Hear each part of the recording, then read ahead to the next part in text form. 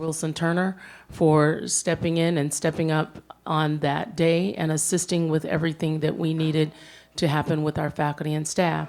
So ladies, thank you so very much. I also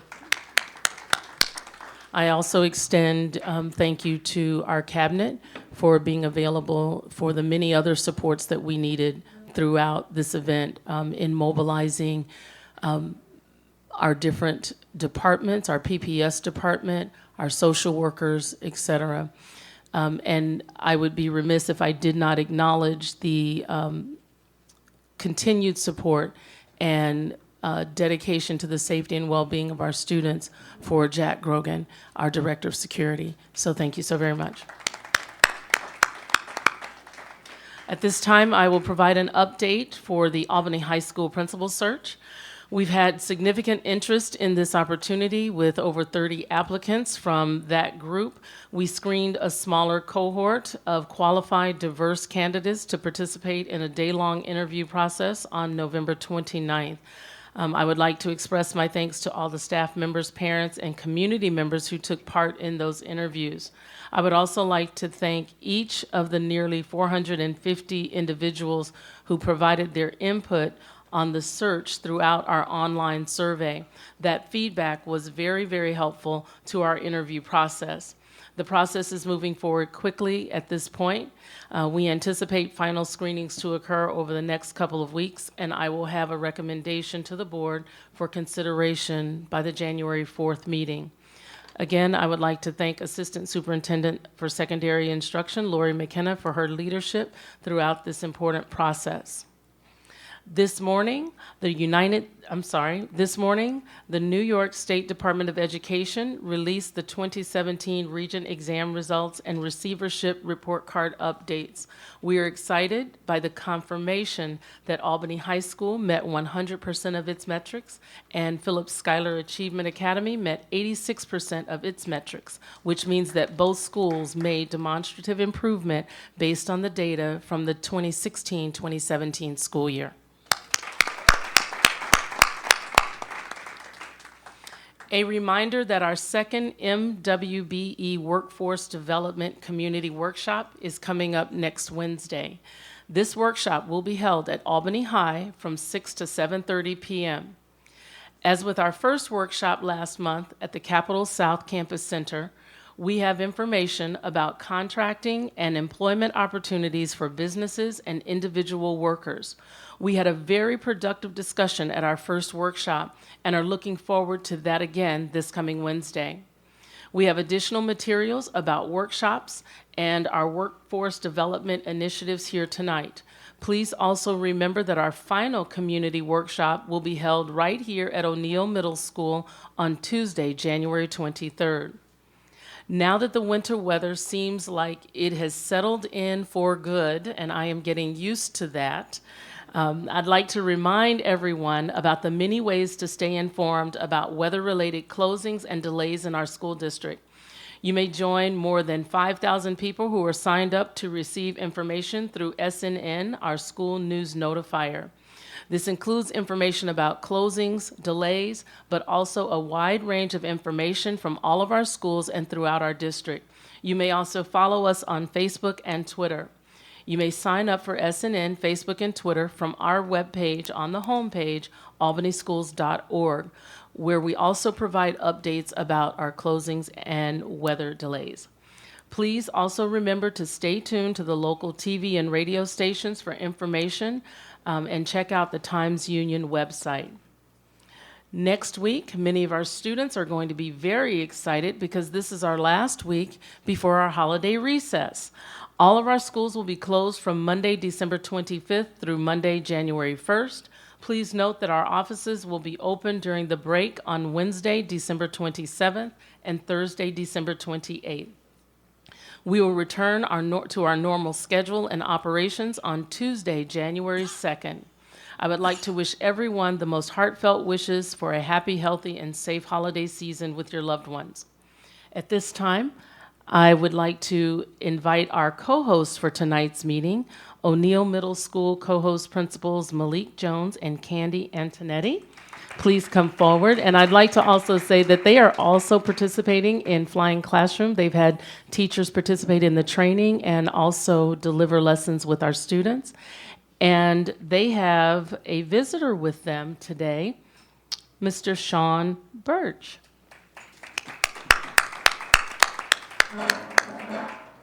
So we're excited for you to tell us about the great things that are happening here at O'Neill.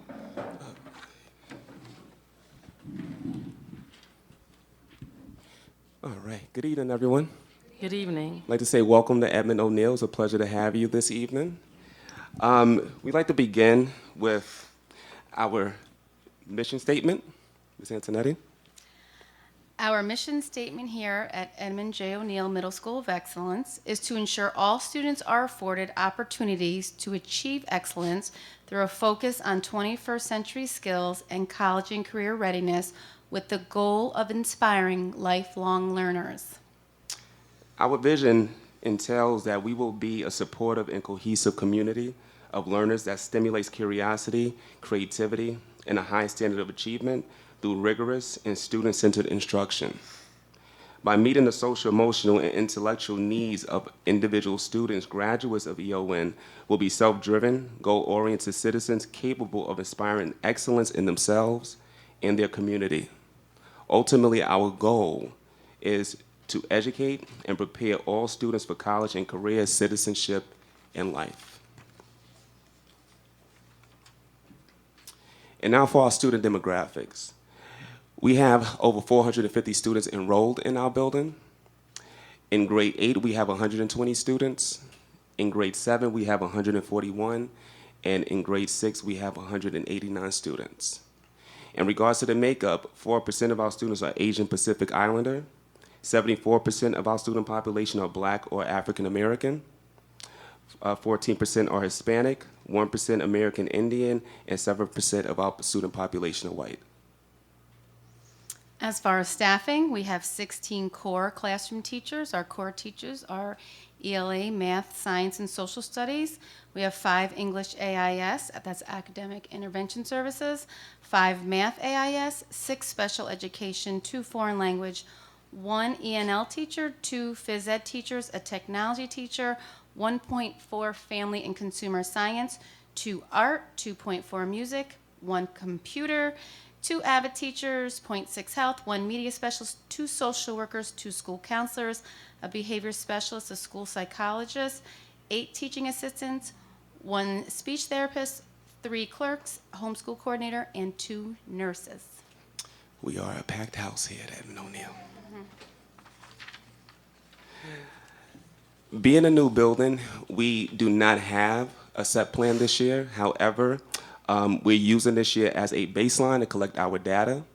In February, we're going to be meeting with our building leadership team to review the DTSD survey results, and we are going to then use those results to help us craft our 2018-2019 set plan.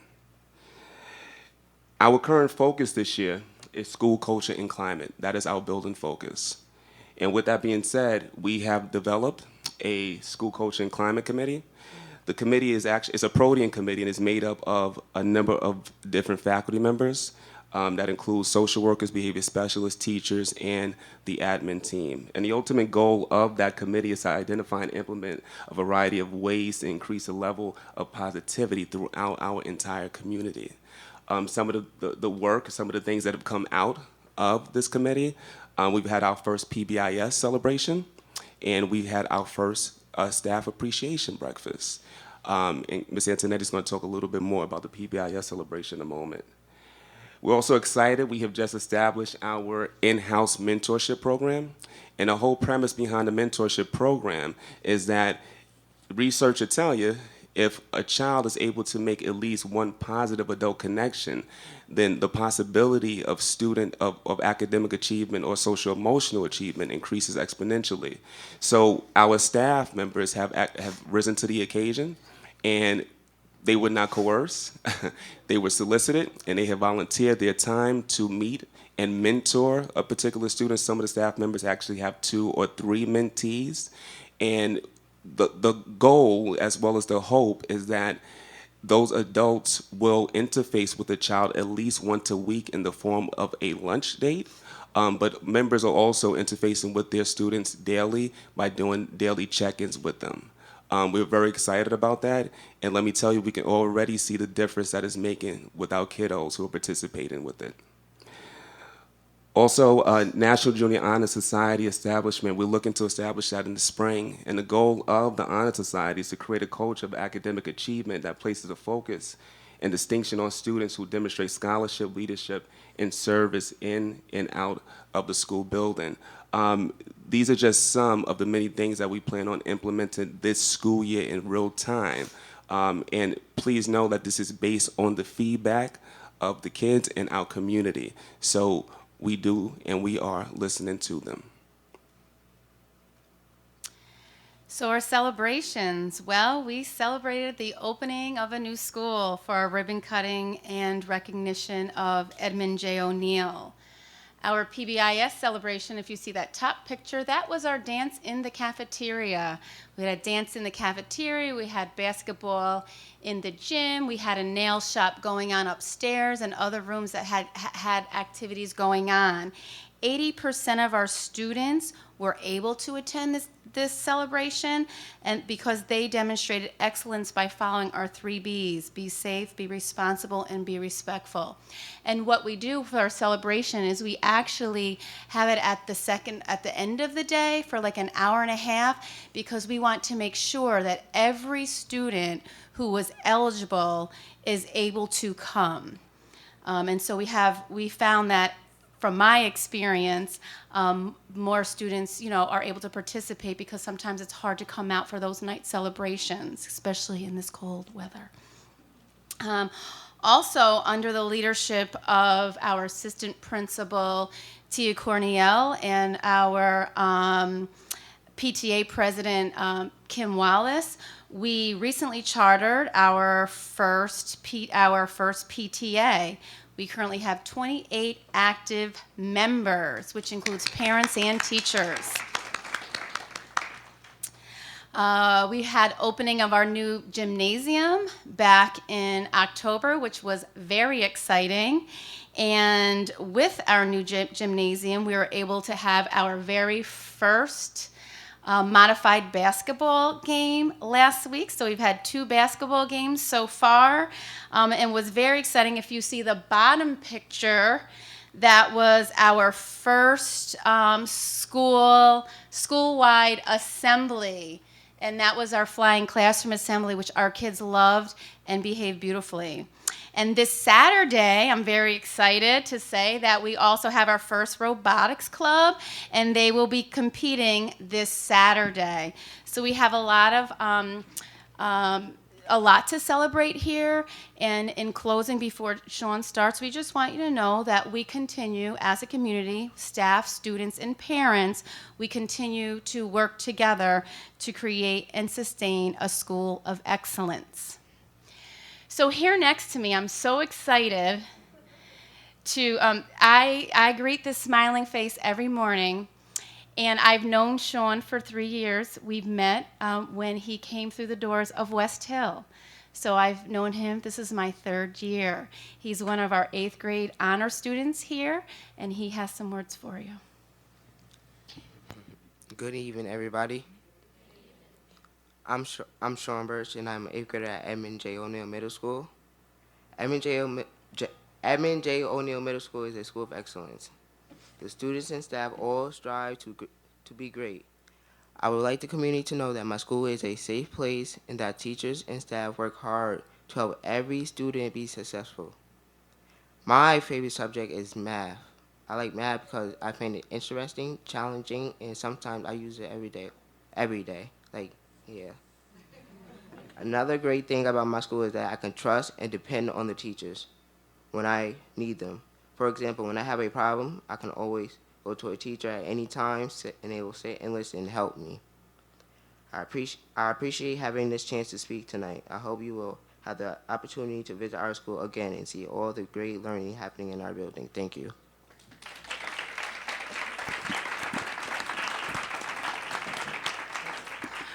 I would also like to recognize that our presenters tonight have had a lot of support. So in the audience, I have Ms. Sophia Newell, the principal of Tony Clement, and I see that there are a few teachers from Tony Clement, so thank you for coming to support. And also Ms. Andrea Marquez over at Brooklyn. She's here to support as well. So thank you very much, and this concludes my superintendent's report, and thank you for indulging some of the good news that we have.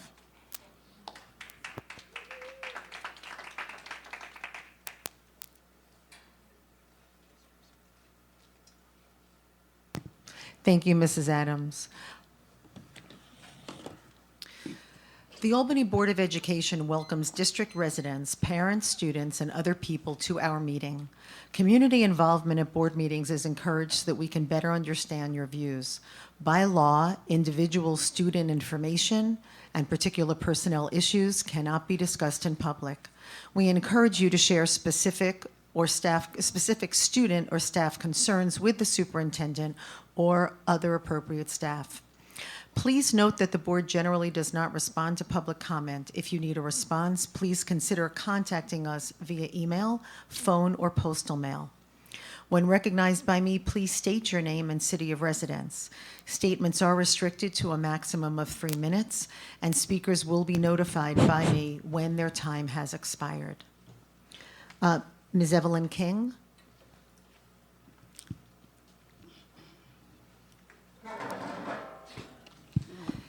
Good evening. Ms. My King- name's Evelyn good King. evening. Yes. I was here for your first board meeting, and my subject matter was concerning bullying in the Albany public school system.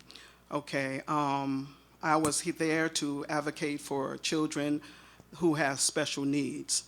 So I want to let you know that my granddaughter has special needs. And the first week after the first board meeting, when she was in her classroom, she was attacked. So prior to that, the whole year in her 7th grade, she was bullied the whole year. I was not told about it, and she went through the whole year being bullied. So I got a whiff of it at the very end of the school year when I shadowed my granddaughter, and all of a sudden they tell me, well, she was mainstream inclusion, but they just basically told me that, she's going to have to go into self-containment. Now my granddaughter, she has behavior problems, but they're mild. They're not violent. Okay, so she is in a classroom with young students that are violent. She's like passive. She sits there and she gets bullied. She's bullied on the bus. She's bullied in the school. She constantly is bullied. So I'm very concerned, and I'm a very angry grandparent at this point. I have tried to reach out to the principal. She goes to Myers. I try to reach out to the principals. I reached out to the superintendent office. I've reached out, okay? And this is basically my last time coming here to one of these board meetings. I'm not only concerned for my granddaughter, I'm concerned for children in general. A couple of weeks ago, 2 13-year-olds, they committed suicide because they were bullied so bad. And recently, there's been an upsurge of bullying, and this young man, he basically pleaded on YouTube that he's been being bullied, and he pleaded and pleaded. So this is a concern of mine. Another concern of mine is my granddaughter is in the classroom, and basically, there's not enough help. There's supposed to be 2 teachers' aides, but it's only 1 teacher's aide and 1 teacher. So my granddaughter can't go out the room to an art class. She can't go out the room. She's self-contained like a prisoner. Okay, and she's not a bad child. She can go down the hallway and, not bother nobody. She's a very passive person, a young lady. So I'm feeling like, I'm up to my eyeballs with this bullying mess, because I think there should be some kind of remedy, some type of research, something going on in this Albany Public School District, and that if you sweep it under the rug, you're going to have a suicide or something that's going to happen within the school district. So I really want to basically advocate for all children with special needs. And this probably would be my last stop here, because I really need some clarity, and I really need some support. I really need to let you know that I really need to have this bullying, because I need to. So, Ms. King, I Yes. appreciate it, and I know that you had been here before, Yes. and as I had mentioned before, in terms of sort of the individual information about students is something that we try not to do publicly, but because Okay. you're here, what I'm going to do is, we've done this before when we had Jay Rotzi issues that seemed very personal and Okay, specific, yes. is the assistant superintendents, they're here, and now our assistant superintendent for secondary education, Ms. McKenna, will talk to you so that the kinds of information that would be more identifying about the situation can be done, in a sense, offline. So if you want to speak with her now, because obviously there are things it looks like you need to share, so she'll talk with you now. Okay, thank you Thank so you much. so much. Ms. Nolene Smith. Excuse me, I'm going to switch for a different time. I really have some negative things to say, and the kids did too great today for me to put that all up there. So I'm going to come to another one. Okay. All right, thanks, Nolene. Ms. Lisa Nolan?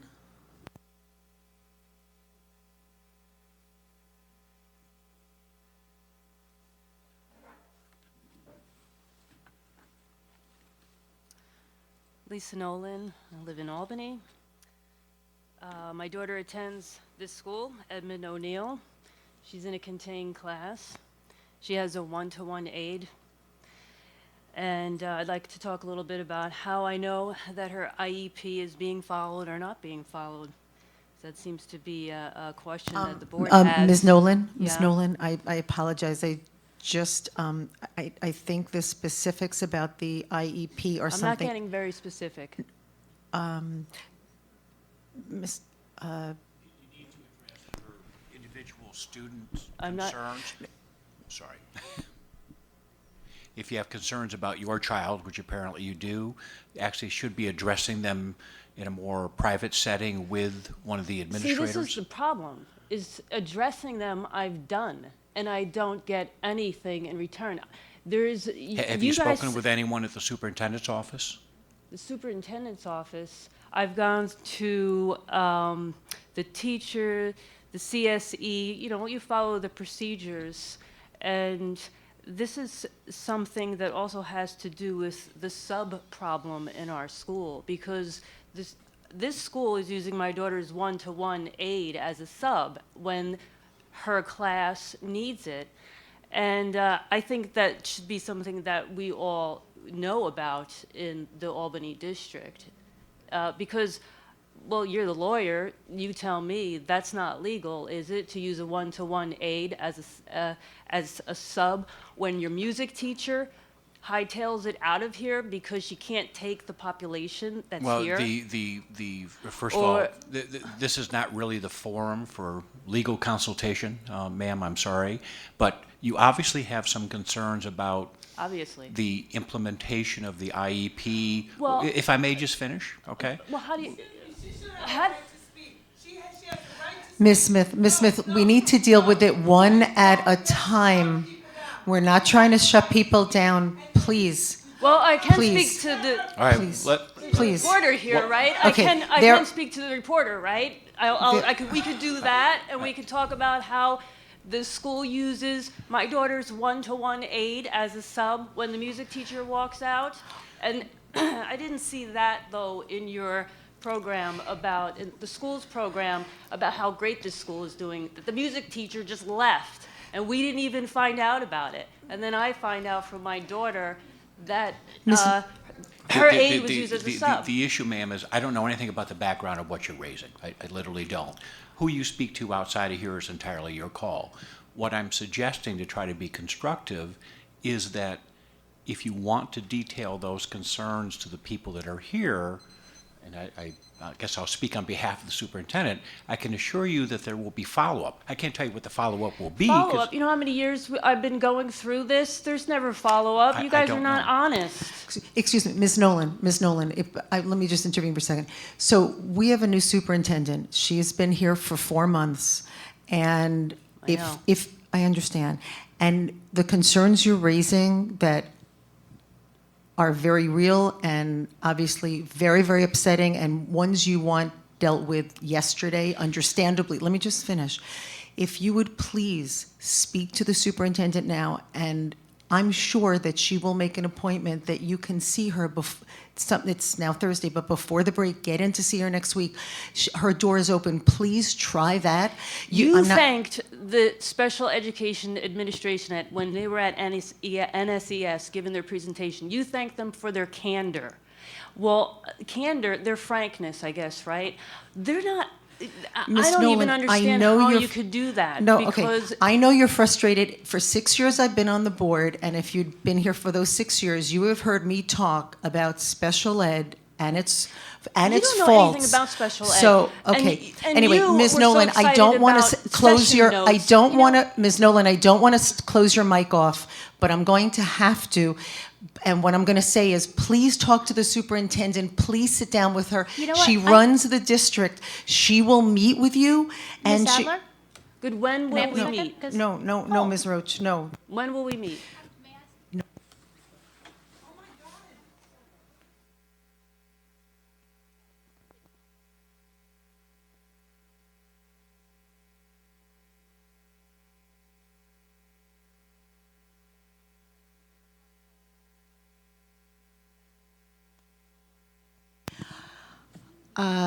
Kathy Ray.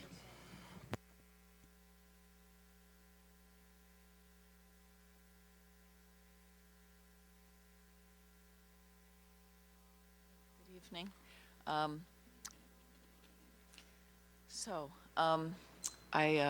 Thanks for the work that goes to creating these board meetings and for the opportunity to speak with you. I'm interested in offering a suggestion about the funds in the inactive extra classroom clubs, which are, I think, listed as LL in your that sidebar. Believe that the Tri-M National Music Club is to be revived, and the money in the account won't be transferred to a general student fund, and I do hardly agree with that, as our music programs are really invaluable, as I found out through my daughter, in the emotional and creative growth of our students. In fact, those participating in music and sports do measurably better in academics as well. And I think it's so important that the clubs be able to use the funds that are there, and because they can explore and thrive in some place outside just the academic setting, which I think a lot of kids benefit from. So in terms of the music club balance, I don't think anyone was notified of the balance that was there and was about to be moved, and I noticed other clubs that might not realize that funds even exist for their use. You know, swim club money, $800 in volleyball. I mean, it's stuff that people can use. SAD was a $600 balance. So I wanted to suggest that maybe a notification protocol be added to the policy 6671, because as it stands, it's just the principal deciding, and there's no stipulation that account holders need to be notified of inactive funds. I checked with banks how they deal with inactive accounts, and according to the New York State regulations that affect them, at 12 months of inactivity, there's a first letter sent, a second letter goes out at 16 months, there's a dormancy fee that begins at 18 months, and after 3 years of inactivity, the account balance can be transferred. So I don't know if any of that applies, but I just thought in terms of all the benefit that can come from kids getting together and doing stuff outside a classroom, it's intersocial, it's a benefit because it creates more of a sense of community and gives them a sense of accomplishment. So if any of those suggestions are valid, voila. Thank you very much. And the money is going back into the student council. And it's just that so the money's not going into the district, it's going into student council funds. And what happened was these are clubs that nobody was joining, and there was no advisor for 2 years. Mm-hmm. So because the student interest waned, that's what happens. But they can be revived, just like Tri-M, which is the honor society, can be revived. They're not going away forever, so that's the best I can tell you from the high school. Thank you so much. Thanks. We are on to routine consent. May I get a motion to adopt routine consent? Ms. Wilson, seconded by Ms. Savage. Any set-asides? Ms. Savage? I'd like to set aside E, which is school tool, and even before Ms. Ray spoke, I had intended to set aside LL, inactive extra classroom. Any other set-asides? Seeing none, all those in favor of routine consent? That is unanimous. May I get a motion to accept E, Ms. Savage? That is the contract, yes? Can I get a motion? Ms. Savage, seconded by Ms. Wilson. Any discussion? Ms. Savage. I just wanted to, first of all, I do have one small question about the contract, but mostly I wanted to draw this out of routine consent because this is going to be ultimately a fairly significant change for students, for staff, and for faculty, and for parents, because this is a contract to replace PowerSchool with a different tool, and it's a tool that's been evaluated very carefully, as I understand it, through the Student Information Support Services Department, the Technology Department, and they're very much looking forward to this replacement called School Tool. But it is a big change for folks, and people need to be aware of it. But then I also had a specific question, which is I wanted to make sure that all of the costs have been accounted for. In particular, I noticed, and we only got the final paper copy just a little while ago, so I haven't had a chance to really nail into it, but I noticed two places that I wanted to ask about. One, $5,000 for elementary report cards. I didn't see reflected in the cost unless there's a column for elementary and it's blank, but maybe it's buried someplace else. And then secondly, in one place in the language in the contract, I saw an hourly rate for training and support, and then I saw a sort of a fixed rate in the final schedule. So I wish you could speak to that. Thanks. Yes, and thanks for acknowledging the scope and the lift that will come with transforming systems, but I am looking forward to it. I think we'll be in a better place. As far as the $5,000 fee for the elementary report card, that is an optional fee. It is not something we are going to need to take advantage of as a service. Therefore, it is not reflected in the cost because we're not actually utilizing that service. Because we're not going to do elementary report cards through PowerSchool? We just don't require the expertise customization. Correct. Got it. Yes. And the hourly versus fixed Yep. for training and support. So the hourly rate is offered for services in excess of what are part of the implementation fees. So we do have a standard suite of training that's accounted for in a block. That cost was already significantly reduced for us as it stands now and is part of the overall pricing. If we are in fact going to take advantage of any particular specialized trainings beyond what we've already identified as part of the package, we would have to pay the hour. We'd be subject to the hourly rates. Any other discussion? Seeing none, all those in favor of adopting E? And that is unanimous. May I get a motion to accept LL, which is the inter-club activity funds? You've got a hand behind you. Oh, Ms. Smith, seconded by Dr. Chator. Any discussion? So my discussion actually is quite along the lines of what Ms. Ray had spoken about. Number one, it was my understanding that Tri-M was going to be immediately revived and we're not going to return these funds. So therefore, we can't adopt this as is. We need to either strike that or table this for another meeting. Is that correct? Karen is nodding behind the pole. Yes. I can see Yes. nodding pink. And then my second question was, what was done with these? I know that Tri-M, we got some, a late notice that had been revived, and I'm curious to know what was done to investigate with anyone who was involved in these earlier clubs about whether there was interest in reviving them before we just return the funds. Was that done? Does anyone know? Or should we just table this to the January board meeting? It doesn't seem like there's any urgency to doing this. So can we table this? Bill says? It was already corrected and updated to remove that mace, so it's correct as I'm looking at it right now online, and it still has Tri-M as the first thing listed, so I don't know. Ours does. No, it has Tri-M. It has Tri-M. Yeah, would you double click that? The file down. Oh no, to the right, to the right, to the right, there. No, that's the wrong one. That's in our own voices. Paula, I did. Okay. All right, hang on. I'm going. I did just as I sat down just now, but I will look again. I'm getting there. Oh, it is now gone. It was not gone 15 minutes ago. But so that's excellent. My question still stands about the other clubs, whether any effort was made to contact prior advisors or prior student presidents or prior active students to see if these clubs were really dormant or whether they were just sort of closed temporarily? We actually have, it's as part of someone's job is like the controller of all these extra classroom clubs. She did the initial review to determine they were inactive, just touched base with the high school, and they were in agreement, so that's why they're here. We did not reach out to or try to figure out who was in charge of it 2 years ago, 3 years ago. Some of these have been dormant longer than that. This is a cleanup that hadn't occurred in a while. So while I don't have a problem voting on these now because I know how high school clubs, we know they work, like people don't show up or there's not advisors and they've been dormant for a long time.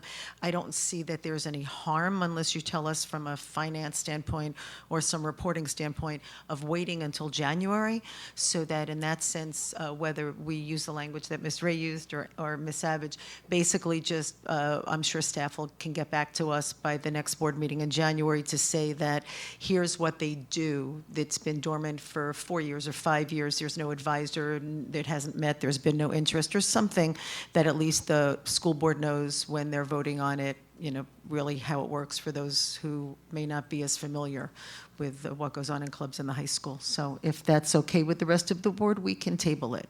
Is that okay? All right, great. So we'll table that and we are done with routine consent and we're up to RTI and AIS, the adoption of that. Is that you, Ms. Bechtel, or nobody? I mean, I don't mean nobody, but we just vote on it. Would you like for us to do that? That'd be great. I don't think you need to come take the walk over to the table. So as you know, we are now up to the, where are we? Adoption standpoint, right? We had done 6A and we had done this before. So is there any discussion now for purposes of staff? Any questions anybody has on the RTI AIS plan? It was presented at the last board meeting. Seeing none, can I get a motion to adopt the RTI AIS plan? Ms. Smith, seconded by Ms. Roach. All those in favor? And that is unanimous. Thank you so much. We're now up to you, Ms. Savage, discussion and action on policy. Did I start my water? I did. Okay. So the policy committee has been very busy, as you can tell by the long list of policies that we are going to talk about tonight. I would like, if possible, to remind everyone that we talked about the policies listed as G through M last time. Those were the policies that we discussed, and I'm hoping that we will adopt these amendments tonight. Those are almost entirely having to do with the change in the Board of Elections the Board of Education's election date, which is now will be May rather than November. And so the G through L are pertinent to that. And we also did some minor revisiting of policies and consolidating and making them more clear, but the most substantive changes have to do with the dates. And on M, the change for 2330 was to allow for the potential of video conferencing for board members who are traveling, which is allowable by law. So that's the ones that we talked about last time, and they are G through M. Tonight we have 4 policies available for discussion. The first one is the wellness policy, which I know we've had various conversations about throughout this district for some time. And if you review the wellness policy red line, you can see the changes that we are recommending from the Wellness Committee. And they are predominantly to make more clear the changes around the food policies, that they were somewhat hard to interpret within the policy. The policy wasn't exactly as readable as it could be, and in particular, the definition of school day was not in the policy, which is really important for fundraising purposes. So the question of whether food sales are allowed is now clearly in the policy. No food sales during the school day, which begins at midnight and ends a half an hour after the instructional day is over. So that's a very important clarification, and there are several other important clarifications in there. Secondly, we'll be talking about transportation, which is a rather significant rewrite of the transportation policy. Substantively, it's not that different, with one major exception, but there was a lot of things that were written into the transportation policy as if they were exceptions, but they really weren't exceptions. It's basically a 1.5 mile radius, whether you're in a magnet school, an open enrollment school, a neighborhood school, it doesn't matter. If you're 1.5 or more, you're eligible for busing. The big change, as I alluded to last time we met, was that the 8400 transportation policy would now no longer require door-to-door service for kindergartners. The intention around that is that two parts. One, it allows us to distribute our transportation resources more effectively because door-to-door stops add a lot of time and make routes longer. And number two, there's a question of equity. When our walking kindergartners need to walk 1.49 miles, but our busing kindergartners were getting a door-to-door service, it seemed reasonable to ask the kindergartners to be at the 0.5 bus stop, 0.5 mile bus stop. That's transportation.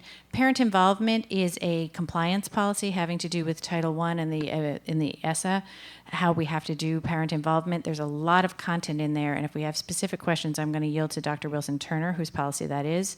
And then finally, the easy one, 2340, notice of meetings is a fairly simple change. Oh, this is the video conference one. I think I said them backwards. This is the video conference one. 2330 was executive session, and I apologize for that, but that's the one we talked about last time. There we go. So I'm happy to yield to discussion, or however we want to do this. So that's great. No. No, I was going to go around, and I didn't know if anyone was going to discuss anything, and I just had something just one housekeeping on this. So I apologize, Ms. Savage. I was a little delinquent in letting you know that Tabitha Wilson is also on the Wellness Committee.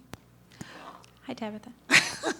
So if we could add it to, it's one of those nights. If we could add her name to that, that would be great. I'd appreciate it. Well, the Wellness Committee no longer contains the policy. that why One it of the was major redlined changes through? to the policy, yeah, that's why it's redlined, because it's dropped. One of the significant changes in terms of editing to the wellness policy is that the policy used to literally embedded in the policy have the list of the committee members, which meant every time a committee member changed, formally the board would have to amend the policy, including 2 readings, which made no sense at all. So the intention is to include the policy, the committee as a link or an attachment, not embedded in the policy. Thanks for explaining that. All right, so we will go around, starting with Ms. Roach.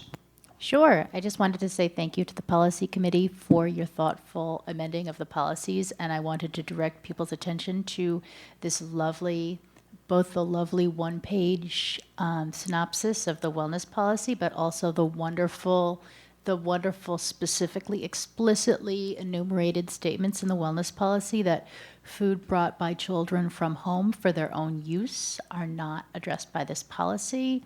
And then we have a specific thing on celebrations that does say that while the celebrations will focus primarily on activities, that foods brought from home for birthday, cultural, or holiday celebrations will not be reviewed for nutritional quality.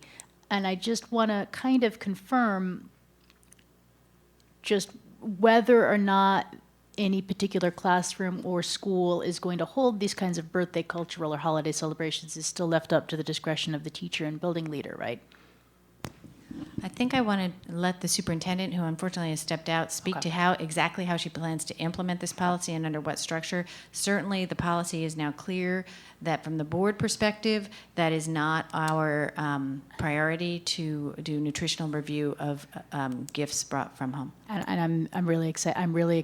I'm really excited to see that in there. I think it's a really change that's going to make it easier for our principals and our teachers and our parents to really understand what we're trying to do here and understand how to do it. So thank you. Ms. Wilson. Dr. Chatur. Ms. Lang. Ms. Smith. So this just may be me not understanding this sentence, and it relates to something Ellen said, but under nutritional standards for all foods on campus, it says school staff will not restrict foods brought to school for individual use, but may restrict foods for school safety and behavioral reasons.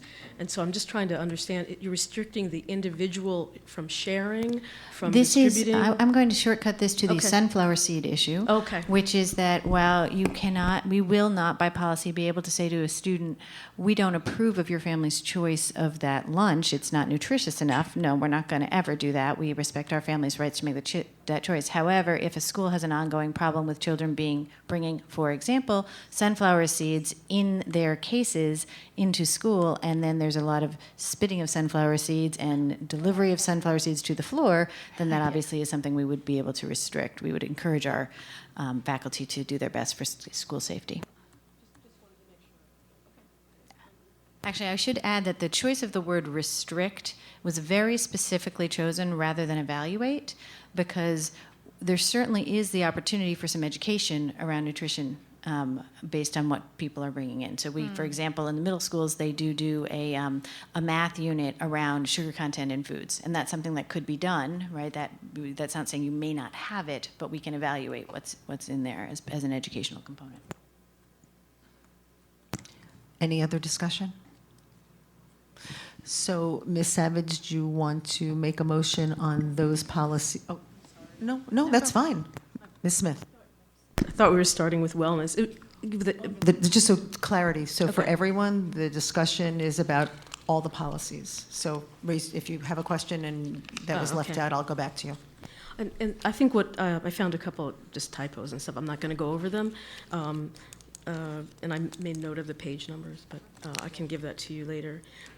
I only had a question in the transportation, though. So I know it concerns the August 1st deadline. April 1st deadline for requesting transportation. There were two things. One is I didn't see that April 1st mentioned in everything, and I was wondering whether it should be. So I saw it in, let's see, there was something about it not being in one of the. Oh, education law. Right, but what I'm saying, it didn't appear in every. It's supposedly, I'm just trying to pull it up, and maybe Andre can help me pull it I up can too. do too. The requirement to notify the district by April 1st is a general, are you in the regulation or are you in the policy? Well, what I was going to say is they didn't, one had the date and one didn't, and I just didn't know if that mattered. I'm going to just pull it up. So in the regulation, there was no mention of April 1st. Okay, thank you for drawing that to our attention. I'm going to just remind everyone in the audience who may not be familiar with this that the board does not actually adopt the regulations. We adopt the policy, and staff implements that through the regulations. So I'm sure Bill will correct that, but it doesn't need to come back to the board. The regulations are provided to us for our information, and then ultimately go on board docs so parents and family members can see them. And it should be in there. It would be helpful. Thank you. And I think.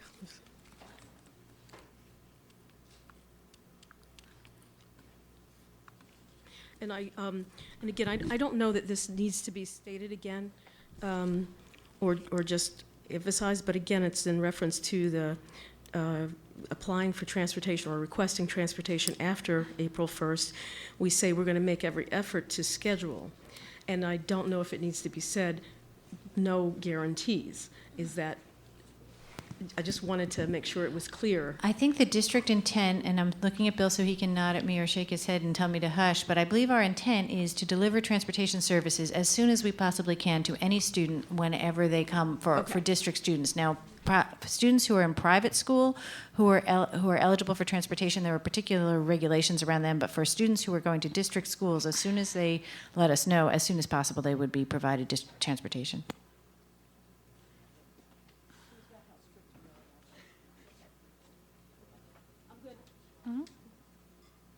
So, Ms. Savage, back to you on those that we're ready for an action item on, and whether you want to put them together or separate. Given that there was no discussion tonight, I think we could do this with one go-round, right? So we'd be seeking a motion to adopt the policies identified as H, I, J, K, L, and M in the agenda.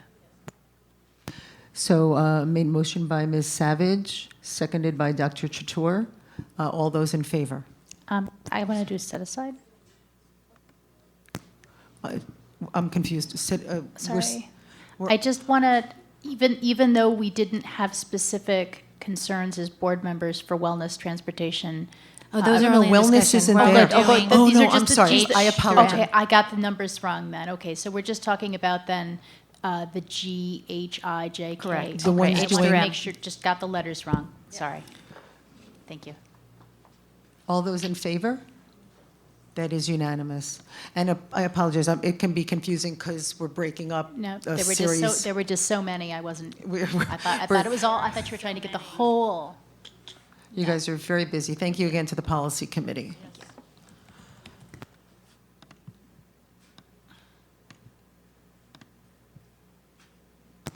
We're we're up to number 8, which is the discussion of after-school programming. Excellent.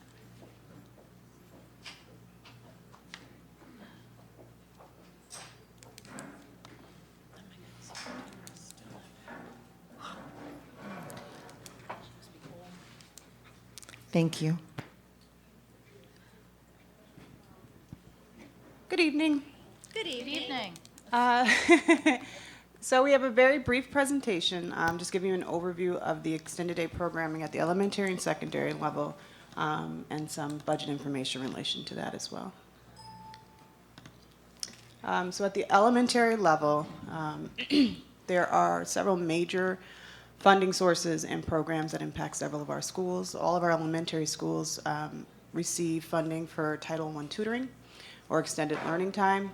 5 of our elementary schools, which happen to be our priority schools, receive 21st century programming, which supports after-school and summer school programming.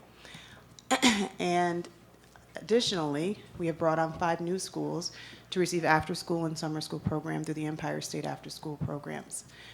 We also have had a long-standing partnership with the YMCA for 4 of our schools, Arbor Hill, Schuyler Achievement, Sheridan Preparatory Academy, and Giffen. That is funded through the general fund. And I believe that I can't give you an exact date, but I know it's been in existence since at least 2000 when I started teaching, when originally Arbor Hill was identified as a community school. In addition to that, in the detailed document that you provided, you could see that each school at the elementary level has a variety of different extended learning opportunities that they offer that vary greatly from school to school. All of our schools have fee-based after-school programs like YMCA or JCC, which is the sole responsibility of the parent. We're really just a site location for them.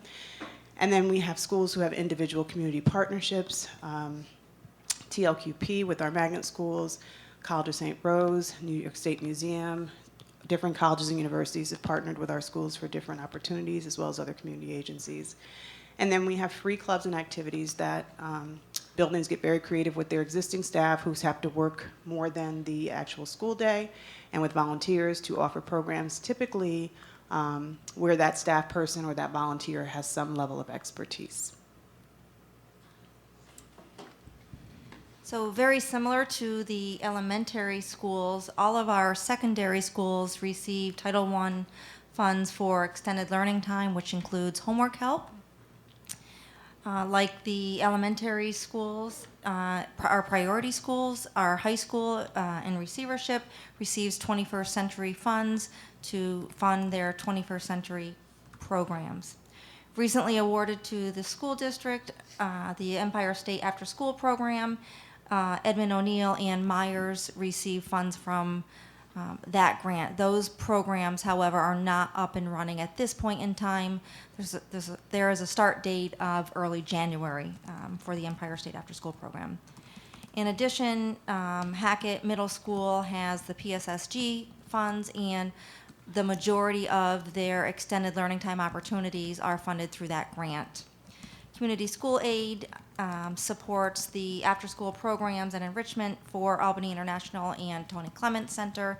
Again, they are working on developing those programs. They had to go through a pretty lengthy needs assessment, as did O'Neill and Myers, to determine the needs of the students at those schools. All of our middle schools do have voluntary clubs, and what I mean by voluntary is that teachers or other support staff do not get paid to run those voluntary clubs. They are run on a voluntary basis. Unlike our high school, where they have general fund funds to support the clubs at the high school, and each of the club advisors receive $250 to be that club advisor. And so this last slide is just to give you a picture of the funding that goes into our extended day from the various funding sources. One thing that wasn't mentioned early in the presentation is that we also use some of our school improvement grant funding at our schools to expand the tutoring opportunities that are offered alongside the Title I tutoring activities. And everything else was discussed previously in terms of the grants that we're seeking and the amount there. So for 21st Century and ESAP, that includes both elementary and middle schools, in addition to Title I and SIG, including both elementary and middle schools. And then the YMCA was just for those 4 elementary schools, and the general fund is just for the high school.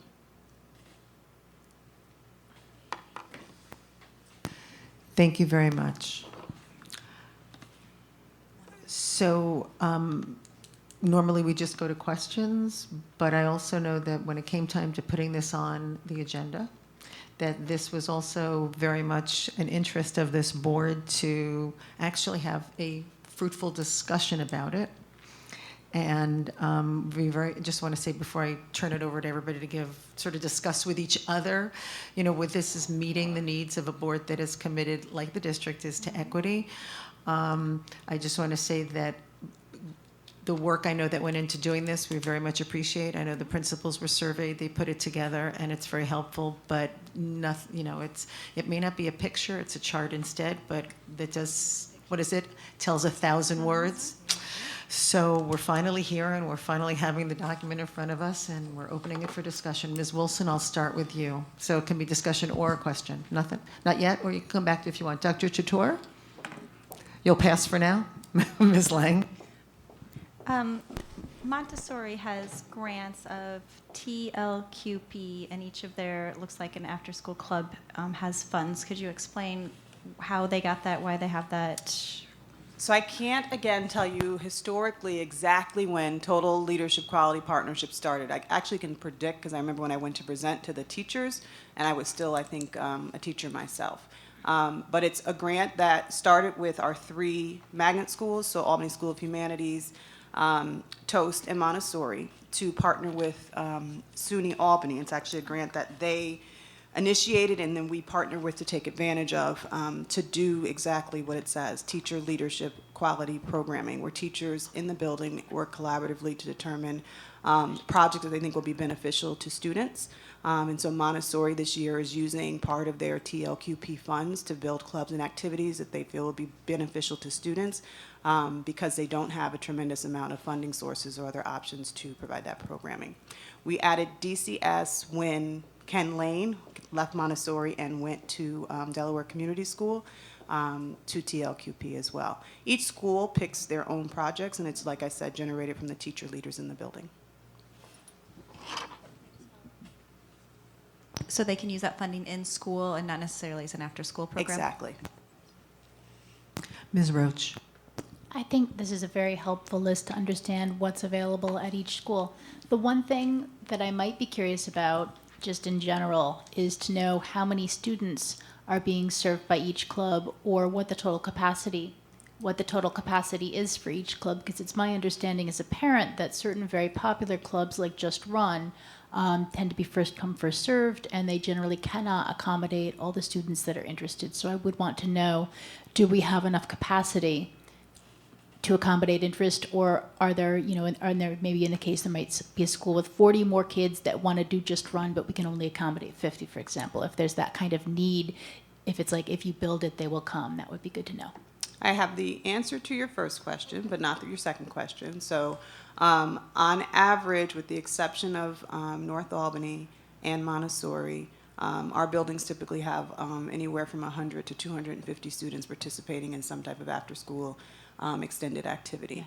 And many of them have caps. The voluntary clubs and the small clubs that one individual are running typically have caps of a class size, so 20 to 25 students, which would, limit enrollment in a particularly popular class. What I couldn't tell you right now is which ones are really popular that they're having a hard time, being able to accommodate all the students who have interest in. That is something I could go back and find out. Maybe that could be something that when we ask our principals for their wish lists each year, what's really popular, that maybe there's a program that if we could do it every day, people would do it. So thank you so much for putting forth the time for this. Ms. Smith. Ms. Savage. My question is a big picture one, which is, does the central office see it as part of your role to be keeping an eye on this and ensuring that all of our children have access to after-school programming. That's my question, is that if the board had not asked for this, is it something that you all see as part of maybe the principals' meetings or your work with principals to ensure that this kind of thing is actually happening? Because it feels to me very hodgepodgey, which is sometimes has to be because that's what the funding sources allow. And hodgepodge can be great if it means each school is building its own culture and finding its own way. But that does mean that if there's a weakness in a school, that unless it's happening at the central office, somebody's keeping an eye on it, that school could just fall through the cracks and those children could not get access to after-school programming. Madam President, members of the board, Member Savage, Vice President Savage. One of the things to answer that question, yes, we want to ensure that our students have opportunities after school for enrichment and to participate in things that interest them. Many of the schools will do surveys at the beginning of the year to see what the students are interested in, and then that determines the club activity or enrichment program. As was stated, with regard to the funding source, sometimes that either limits or expands the opportunities at one school versus another. So what I'll say from central office is kind of a blended response. Yes, schools may have activities after school. Yes, it is something that we would encourage. However, if funding is not allocated for that via grant or any other funding source, it becomes very difficult to, quote, mandate, end quote, something like that, because teachers would typically be compensated for that when you see the grant funds, the title funds, et cetera. Other than that, you know, you would be in a voluntary situation, which is simply enforced by that, whoever would choose to volunteer. And I guess the word I'm looking for is not really the mandate question, it's the support question. Mm-hmm. If you, as central office, notice that there's a school, would you notice that there was a school that was not offering and then support and assist the principal in accessing resources in some mechanism so that that could be provided? It's not about mandating and judging, it's about providing the services to our students that they need. So to be honest about what we do monitor is the ones that are funded. So if there are grant funds or general funds that are attached to the clubs and activities, then we have a better sense of these schools have these, you know, programs that we can guarantee are supposed to be happening and serving children. So we know that Montessori and North Albany Academy are neither 21st century schools or elementary, Empire State after school program schools or YMCA program, like they're just kind of out there floating on their own. And then through our principal check-in process, what you typically have is principals floating ideas. Is it okay for me to do this? And so I think our progress check is more informal. So I absolutely know that Montessori was using their TLQP funds differently this year because John's like, is that something I can really do? Roz came up with 1 million clubs for Arbor Hill this year. Am I okay in thinking about these kinds of things? And so it really comes out through that process, or talking to a principal saying, you know, I wish I wasn't a first-tier school because transportation becomes an issue, and I have teachers who are willing to stay after school. So it's more through that conversational piece than an actual inventory of all the activities that happen at buildings, because it does change from year to year based on what they're able to access. So I have an even more global question than Anne has, and that is when I look through the chart, things that pop up for me which lead to this global question are like, well, I wouldn't want my kid at Eagle Point if I need after-school services because there's 2 lines under Eagle Point, right? 2 or 3 lines. Mm-hmm. But I certainly would like on this chart, but I'd love my kid at Ash because it looks like a whole page. Mm-hmm. And then while Roz might be floating ideas at Arbor Hill, it certainly looks like she's missing a lot of the stuff that Ash has. So my global question, which is for me why I was hoping for this discussion, is, okay, so when I look at this, I don't see equity. And I know you don't see equity either, so the 20,000-foot question as a board member for me is, now what do we do? Now that we see it as a board, maybe you've been living it, but now that we see what we thought existed, and for me some of it's really glaring, when I see 2 entries for one school, 1 line for another school, and 22 for another, I think, okay, that's not really good, and maybe that's the answer for, and I say this half jokingly, why it's not up on the web. Because, obviously a lot of districts, you can see that for each of the schools, they list the activities that are each of the schools. But that would be a very glaring thing to see as well. So my big question is, now what do we do? And you don't have to answer it today, but I posed it to the superintendent and to the two assistant superintendents, is how do we get equity in a district where, sometimes looking at this chart, it looks like the kids who we need to ensure are spending more of their day with us are not actually doing it. And I'd rather have that be my question, and that kind of chart, not a charge because I'm one of 7, I have no independent vote, but I'd rather it be that kind of discussion for me, because I'm not creating the system. If you come up with a system and it's better and it's a way of trying to slowly, incrementally achieve the equity, because it's not built in a day, then I'll vote for it.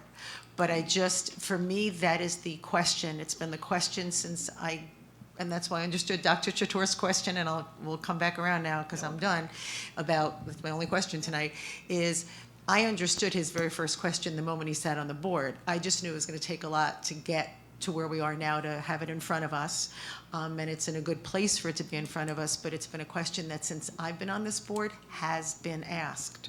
And I think you guys are in a place where I think there's a lot of trust from the board to hear whatever your answer might be. And so whenever that answer comes, hopefully I'll be here to hear it. Ms. Roach, starting again. Well, I think one of the questions maybe that we need to determine as a board, or in concert with the administration, is what our priority needs to be. Ms. Adler, because you spoke about, well, if I needed after school, programs for my kid, but it depends what you need, because a lot of these programs aren't necessarily all year long, every day a week programs that somebody that's working could rely on. I mean, there might be programs that meet for 10 weeks a year and aren't, meet from 10 weeks a year from 3 to 4:30 that aren't really workable for someone who needs the childcare, but are really good enrichment programs. And there might be programs that are really good from the point of view of someone who needs childcare, but might not be the sort of enrichment that you would be seeking, to have that sort of beyond the curricular or extracurricular involvement. So we need to think about what we need, what we want to prioritize, and also think about, I imagine that it's probably not efficient to centralize some of those things, but I'm going to leave it open as a question. Is there some sort of equity we could move toward by centralizing things? So I guess my question back, since we're having a discussion, would be, there's a difference between childcare and extended day and enrichment. Yes. And so when we look at the list of things we have some fee-based childcare, and then we have some extended day enrichment that in a lot of cases at the elementary level, because there is no funding, are voluntary and patched together the best way those buildings have learned how to do over a period of time. And so when you talk about equity, it's really about equity of, do you have enough time to run around town and create the partnerships you need to get the programs that you want in your building? Or do you have random volunteers who come in all the time and want to do things for you? Or do you have the flexibility of staffing to have people do? And so it is really very haphazard to the clubs that exist, particularly at the elementary level, other than the ones that we are specifically funding. And so nobody, look at me, but if you're going to say equity, you're going to say that we're going to allot a certain amount of resources to create. Well, that's my question. And by the way, I'm sorry. I'm trying. And I think that's what I'm trying to say. I'm saying I see some beautiful pieces here and there, but they're not sewn together into a quilt. And at the secondary level, but we do have some great things. I guess what I would say is that I believe we have a policy around clubs and activities, which is limited to the high school. And we may want to take a look at that policy specifically to see if that policy could be expanded to serve elementary and middle school. And I think, and it's not a lot of money, it's $250 per club, but my hunch or my guess would be that you may get some additional staff at the elementary and middle level who would be willing to run a club because it may just run for one day a week or 2 times per month to support those clubs in each building. So I'm coming back around, and we have plenty of time, and I just wanted to make sure you knew it wasn't criticism at all. No, Good. I just wanted That to wasn't, because clarify. I understand Yeah. people have been cobbling it together for years, so totally get that. Ms. Wilson. Ladies, thank you, and my compliments to you on the work that you did. Thank you so much. Your point that you just made, Lori, was actually what I was going to state, is maybe the uniformity and the oversight and the guiding principles of every club, so that even if you were to suddenly move across town, because this is a small town with a diversity of schools for that very reason, if you were to move across town, you can have a similar experience, because the overall guiding principle and the charter of each club would have some kind of overall uniformity, is my thought, but you kind of alluded to that. And then the other thing was about kind of basically to the point, making a counterpoint. I realize equity, but I kind of have a difficulty with the word equity, knowing that schools are kind of regionally based and by neighborhood and things and by need, and some schools may have less students, some schools may have more students and different interests. So that's why I didn't have a question the first time, because I didn't really have this sort of equity more. So I know it's kind of tailored to every school community. And this is all one point, I'm so sorry, because sorry. And the last thing was, I actually was in multiple clubs at Albany High, and from year to year, it could be different. It's feast or famine. Interests will just vary and things of that nature. I remember being in the art club with tons of students, and I remember being there with like me and 3 other people. So I think it's difficult to say equity to that point, but thank you both. Any more? Because we don't have to, anything else? Because we don't, okay, we'll come back around. Dr. Chatur. Thank you for putting this together. This starts a discussion.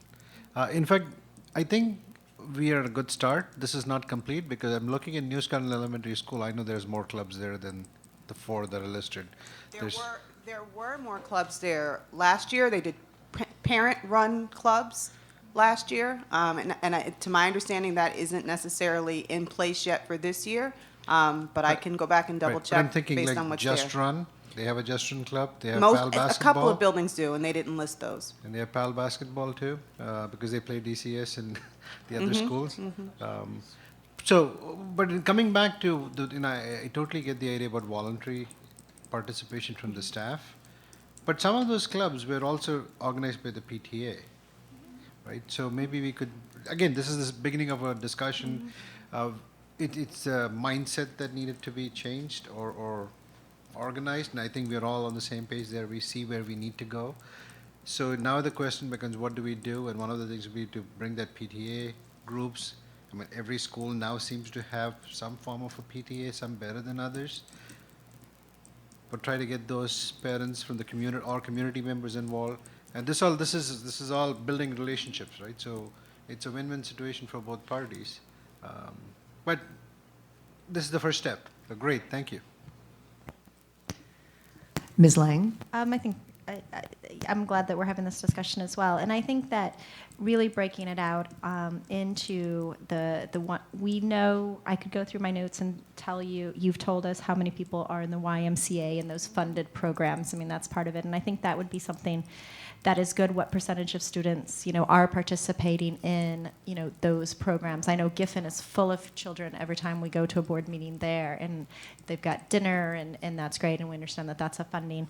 And the schools that don't qualify for some of these are limited. And so I think if we can go back and expand to the number of children that are participating in this, and at a building level, when they have their budgets, is there any money allotted for this? If they have, discretionary funds or not, to go into something like this. And I think the survey that Ms. Adams talked about would be great. I've never seen a survey like that, but I think that would be something that would be unique, because we don't want everything to look the same. I agree, science and Toast and Montessori and ASH, but the creativity and the need, I think, of these clubs really are helpful, because then they get involved in middle school, then they get involved in high school because they had Just Run, they try out for track. Because they have 2nd grade swimming, they might try out for the swim team. And so I think that's kind of what the board is talking about, how important, and I know they're important as well. So where can we expand? Where do you need help? we're having this discussion to throw out, all of these ideas. Superintendent. Yes, thank you, President Adler, members of the board. Then if I'm understanding this correctly, then an action item for us to take back is that staff will go back and work through options regarding the expansion of after-school activities, what resources may be needed and barriers that we need to address. And I'll just address it and then go back to Ms. Smith and Ms. Savage. I believe that is a good takeaway, that the board would like to understand what kind of resources would be necessary, even from a minimum standpoint, to start to extend. And I agree with Tabitha's, Ms. Wilson's definition. When I say equity, I don't think they all need to look alike. I think that what it means is that if a child goes to like one school, so I think we're saying the same thing, and then there's like very little paucity, and then you go to another and there's just a huge template. So I think, and the rest of the board can speak to, but I do think that you have summarized it well. And we have a budget season coming up, so it would be helpful to know what we could do in this area. Ms. Smith. Yeah, and these great questions. I think I wanted to come a little bit back to Anne's question, and it's about what we can do. And again, I agree that things don't have to look alike, but I'm thinking it's about like, so what if every school had at least, I'm just going to throw this out, like 4 things, like a debate. I don't know, middle school is different, elementary might be different. Pardon me, because I don't have the right grade level, but just bear with me. So let's just say, okay, chess, robotics, and then it's also what we do with it to engage students. These are going to be not just projects, but then we're going to have like competitions. That kind of thing, to keep kids excited, to have them working with each other across the schools. So I think I agree with Ms. Wilson that it's not about having the same things, or Sue, whoever said that, but it's about some things that we know will keep kids excited about learning, like the flying classrooms. And then how do we turn that into, something that's can be a thread across our schools where appropriate. So it's just my 2 cents. Ms. Savage. I want to talk about the aftercare, what Ellen was talking about aftercare that parents can actually rely on piece. Now, I'm moving away from enrichment activities and student clubs. I want to go back to parent-needed aftercare. And I want to raise for my board colleagues and cabinet members, if you have not heard me say this before, that part of the reason that we end up with the class and race disparities between our schools is because of the equity, the availability of free aftercare in certain schools and the unavailability of free aftercare in other schools.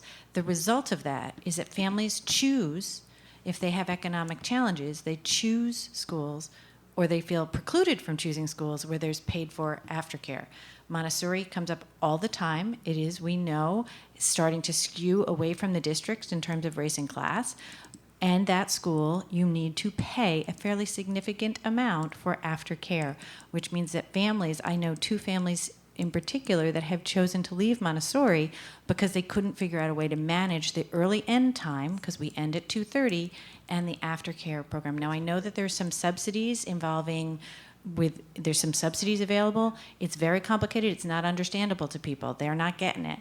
So I don't know how we solve that, but I am telling you that this is what I am hearing every day, that it is exacerbating the problem we have created by putting Montessori in this faraway location and then not providing pre-K busing.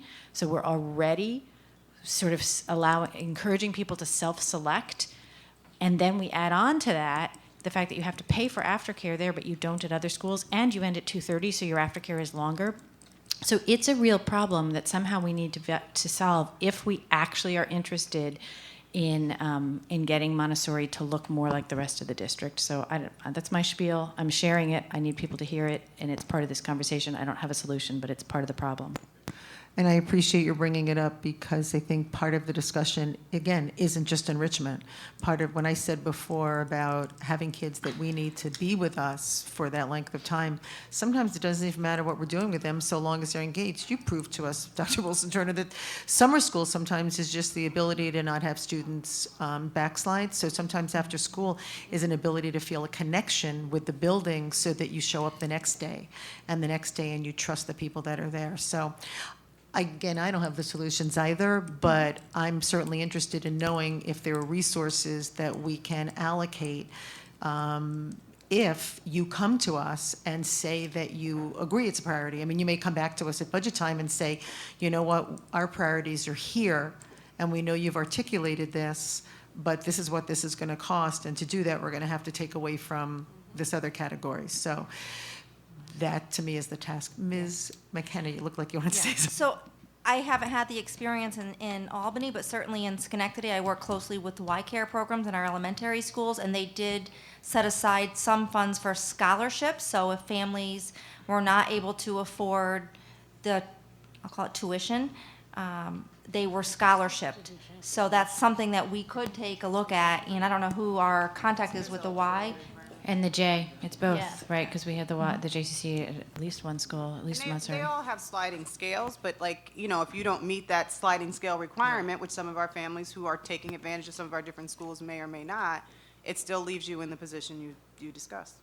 And I think my question is really, is there a way that the district can get involved? So for example, we provide aftercare at, and I realize it's just very difficult because of our two different start times and different end times, but if there's a child at Montessori whose family needs aftercare and can't afford it, and we have a program at Giffen, like, can't we move the kid to the program? Like, it just seems crazy that we're doing this in this little silo, centralization. and every kid's care opportunities are predicated based on their.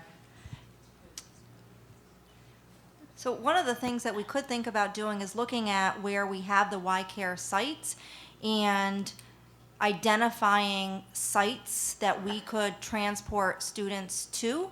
But you don't want to take seats away from students who are attending that actual school, right? Of course not, no, but if And so there that's not, what if you there would are some compete with. vacancies, because I know in Schenectady, we had difficulty filling some seats in certain locations, and so And therefore that's- we opened it up to other schools. Not that difficulty. We have wait lists. I guess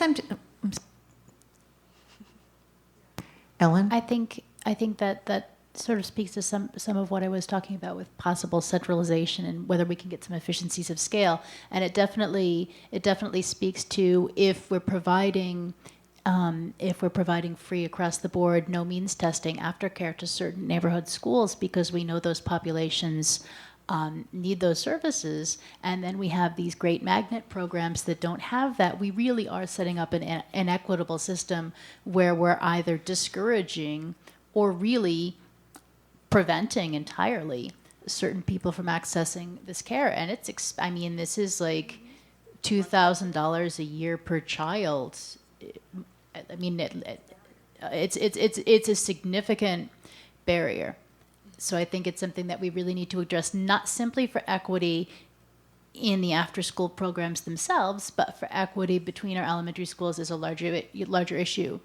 The one other quick thing I wanted to touch on was in terms of the interaction between the childcare programs like the Boys and Girls Club and the Y and the other more enrichment activities is, have we coordinated? So I don't know if this would work from the perspective of parents signing over the care of their child to the Y or the JCC, but if a kid is in, let's say, the Boys and Girls Club after school, but that kid wants to be part of a chess club or a just run club, is there some way that a kid can, is it okay, is there a way that the kid can go from the Y to just run or the Y to chess club and then go back to, but say is that in practice, consistent? it's done at Montessori all the It time. may not be consistent.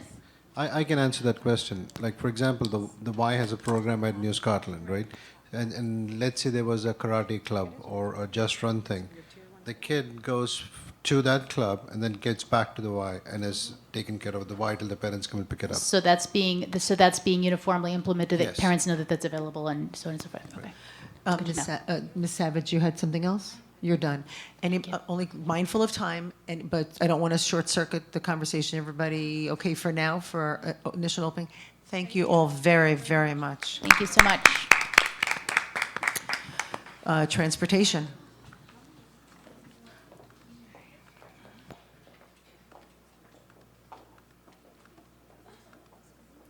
We're doing great.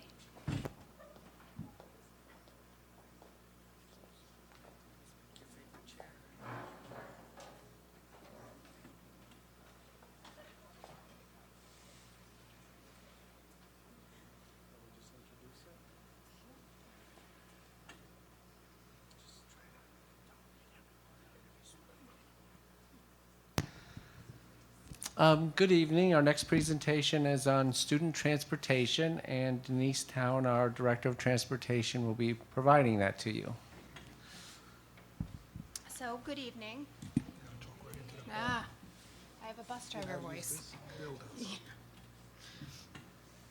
So, every day we roughly transport almost 7,000 kids throughout the district, a variety of yellow bus and CDTA services.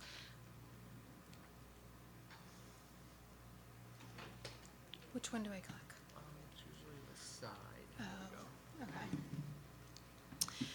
Okay. So 3,000 students ride our yellow buses. We have nearly 800 students that are special needs students that go to in-district schools, out-of-district schools. We'll tell you how many schools soon. We have kids that go to after-school programs. We have over 700 students that go to non-public schools throughout the district. We have over 3,000 students that ride CDTA buses, over 800 of them attending non-public, private, parochial, charter type schools in district. We have tripper buses at Albany High School, Hackett Middle School, Myers Middle School, and we're also in negotiations to possibly implement tripper buses at Albany International Center and here at Edmund O'Neill. As I said before, we go to a variety of different schools, nearly 70 of them, combination of our own public schools as well as private parochial charter schools that are in the district, and we go to over 20 special education programs outside of the district. Our primary vendor this year is First Student. Through RFP last year, they were awarded 88 routes. You can see the breakdown of large and small buses, and we also have wheelchair buses and that accommodate our students. Brown Transportation does 2 routes for us. Brown only does 2 routes, so we didn't really do a big breakdown for them. We focus primarily on First Students. Their overall staffing is right around the 200 number. That includes current drivers. They have, Joe told me the number was a little bit higher than when we put together the spreadsheet of regular, dedicated, in-town drivers. We still have some out-of-town drivers that are covering for us, as well as regular and substitute bus aides and drivers. They have technicians and office staff, and we have roughly 25 or so. It gives, again, our numbers changed from when we put this together. People in various different stages of training. So from experienced drivers that have maybe come from another school district or brand new people coming right off the street. They have hired a full-time recruitment person who is doing a pretty good job since she's come on board. Their numbers have come up significantly as to the number of applicants that they have coming in. She has a variety of different ways that she's targeting prospective employees through free online searches, through Craigslist to possibly like Indeed and other online things like search engines like that. They've done radio and TV advertising. We've heard that they've done advertisements on iHeartRadio and SiriusXM. So they're really branching out into different avenues. They're trying to, sometimes when you're working in a small community or a small area, you're going to talk to and recruit your neighbors and your friends. So they talk to their current staff members and offer them a recruitment bonus if they refer someone and that person ends up becoming a successful employee. And they also offer sign-on bonuses for the new employees. But just like anywhere, we have driver shortages here, and that's a hardship that all school districts and all contractors are facing everywhere throughout the country. If you click on the link on the below, it's a local story, but it's also a national issue. Part of the problem is our local drivers have a pretty decent hourly rate, a very competitive hourly rate, $20 an hour. But you're a school bus driver, so you're driving kids to school in the morning and you're bringing them home in the afternoon. So it's a split shift. So they don't have a lot of hours. So because you don't work a full-time job, you don't have access to full-time benefits. And, being a school bus driver, not just anybody walking in off the street can become a school bus driver. There's a lot of training and certifications and a lot that goes into it. So from the time you apply, and then you go to DMV and you pay for your road test, it could be 2 months down the road for your road test date, and then so it's a long road that they have to travel. We're fortunate that First Student is most times offering them employment as a bus aide to ride along. So once they come in the door, they are able to get some type of a salary and some type of money coming in. But there can be times where, due to the amount of behind the wheel training that you need, classroom training that you need, and then eventual road test, it can drag out. So that's definitely one of the big challenges that we face with getting people to come in, and it's a hard job. Look at the the little bit of snow that we've had in the last couple of days. Everybody panics and everybody does that, even the seasoned people. So we also have goals. Obviously our first goal is to always continue to provide safe, efficient, effective, equitable transportation to all of our families, and to continue with a positive relationship with our vendors, that we want them to do a good job for us, and we want to make that an open communication so that we can give them the tools to do their job. To continue to make sure we're following with all state, federal, local guidelines, Board of Education policies. And some of the things that we're looking at moving forward, obviously, the hot topic bus tracker app, that we want that to get up and running. We also, one of the other changes that we made this past year was a new routing program. And in that new routing program, there's an online field trip request system. It's no additional cost, it's no additional money, and we're actually starting to train our staff in that this coming January. So if a teacher wants to take a field trip, they can just log in, and it automatically sends notifications to the principals and to all of the appropriate people for permissions and whatnot. And then another feature that we thought would be beneficial that First Student can offer to us is called First Acts. It's basically another type of online internal behavior tracking system. So if we have behaviors on the bus, instead of the old-fashioned writing a referral and then faxing it somewhere or emailing it to someone, it's more of a streamlined online. And one of the complaints that we always hear from the drivers is they don't know what happened. They send the referral off and they don't get feedback, so they don't know what happened after that. This will allow the ability of, once something happens, lunge detention or whatever it may be, the driver gets a notification back. So will hopefully complete the circle. Yeah, maybe just speak to the plan for.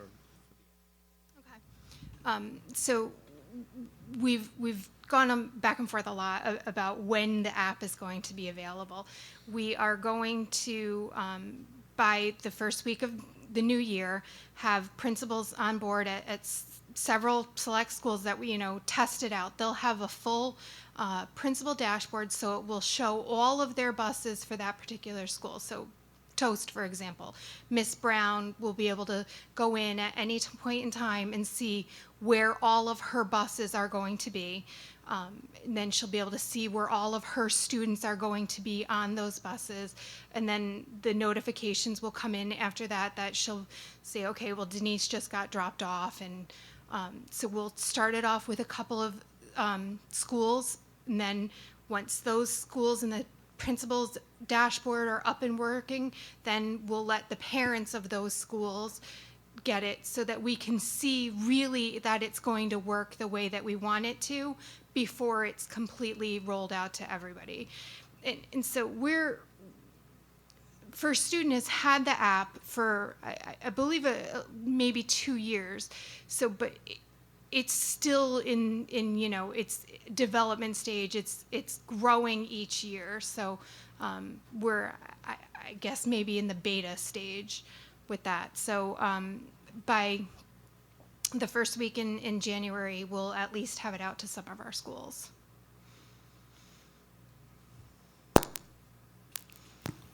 Thank you, Ms. Town. It's nice to see you. Thank you. Mr. Hogan. Ms. Wilson.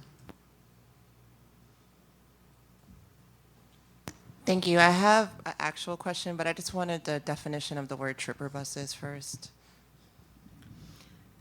So they are buses from CDTA that go along a predetermined path. So essentially like a school bus route, but it's CDTA. Understood. Thank you. So this is just like a stream of consciousness curiosity about the hiring strategy or marketing strategy. Has there been any consideration given to marketing as like hours, extra income opportunities to people who are already in the transportation industry, or i.e. Lyft drivers and things of that nature? And another strategy I had a question about was whether you are giving face time to community-based organizations, i.e. a Village or Trinity Alliance, and maybe putting flyers there to source people who may be out of work or need work, underemployed, and things of that nature. And the final thing, along that same line, this is still one question, I'm sorry, is people in other sectors or people who, like I stated, already do transportation to some degree and things of that nature. So I was just curious if you'd done any outreach or consideration to that. So as far as I know, they've done a whole host of things. They do job fairs. They've hosted their own job fairs. They've participated in job fairs. They're working with unemployment, with Veterans Affairs. I believe they've reached out to the Equinox type facilities to try and recruit through there. I can get more specifics of all of the places that they've gone to, but they really have reached out to as many places as they can think of. I mean, like we've brainstormed. They go to libraries. They've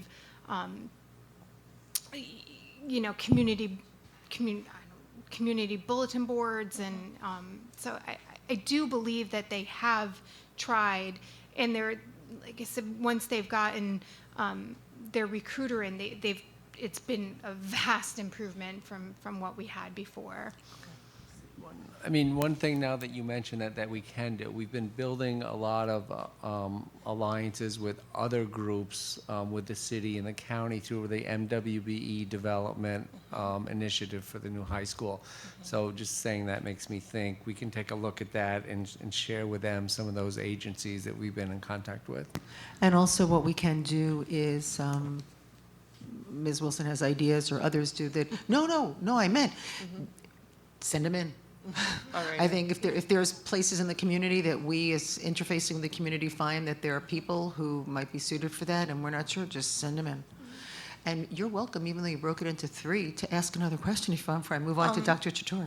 The only other question along that same line was the summer strategy when school is not in session. Is there like a ramping up of the efforts during that period of time also? We do a lot of summer transportation, so there's not a lot of downtime.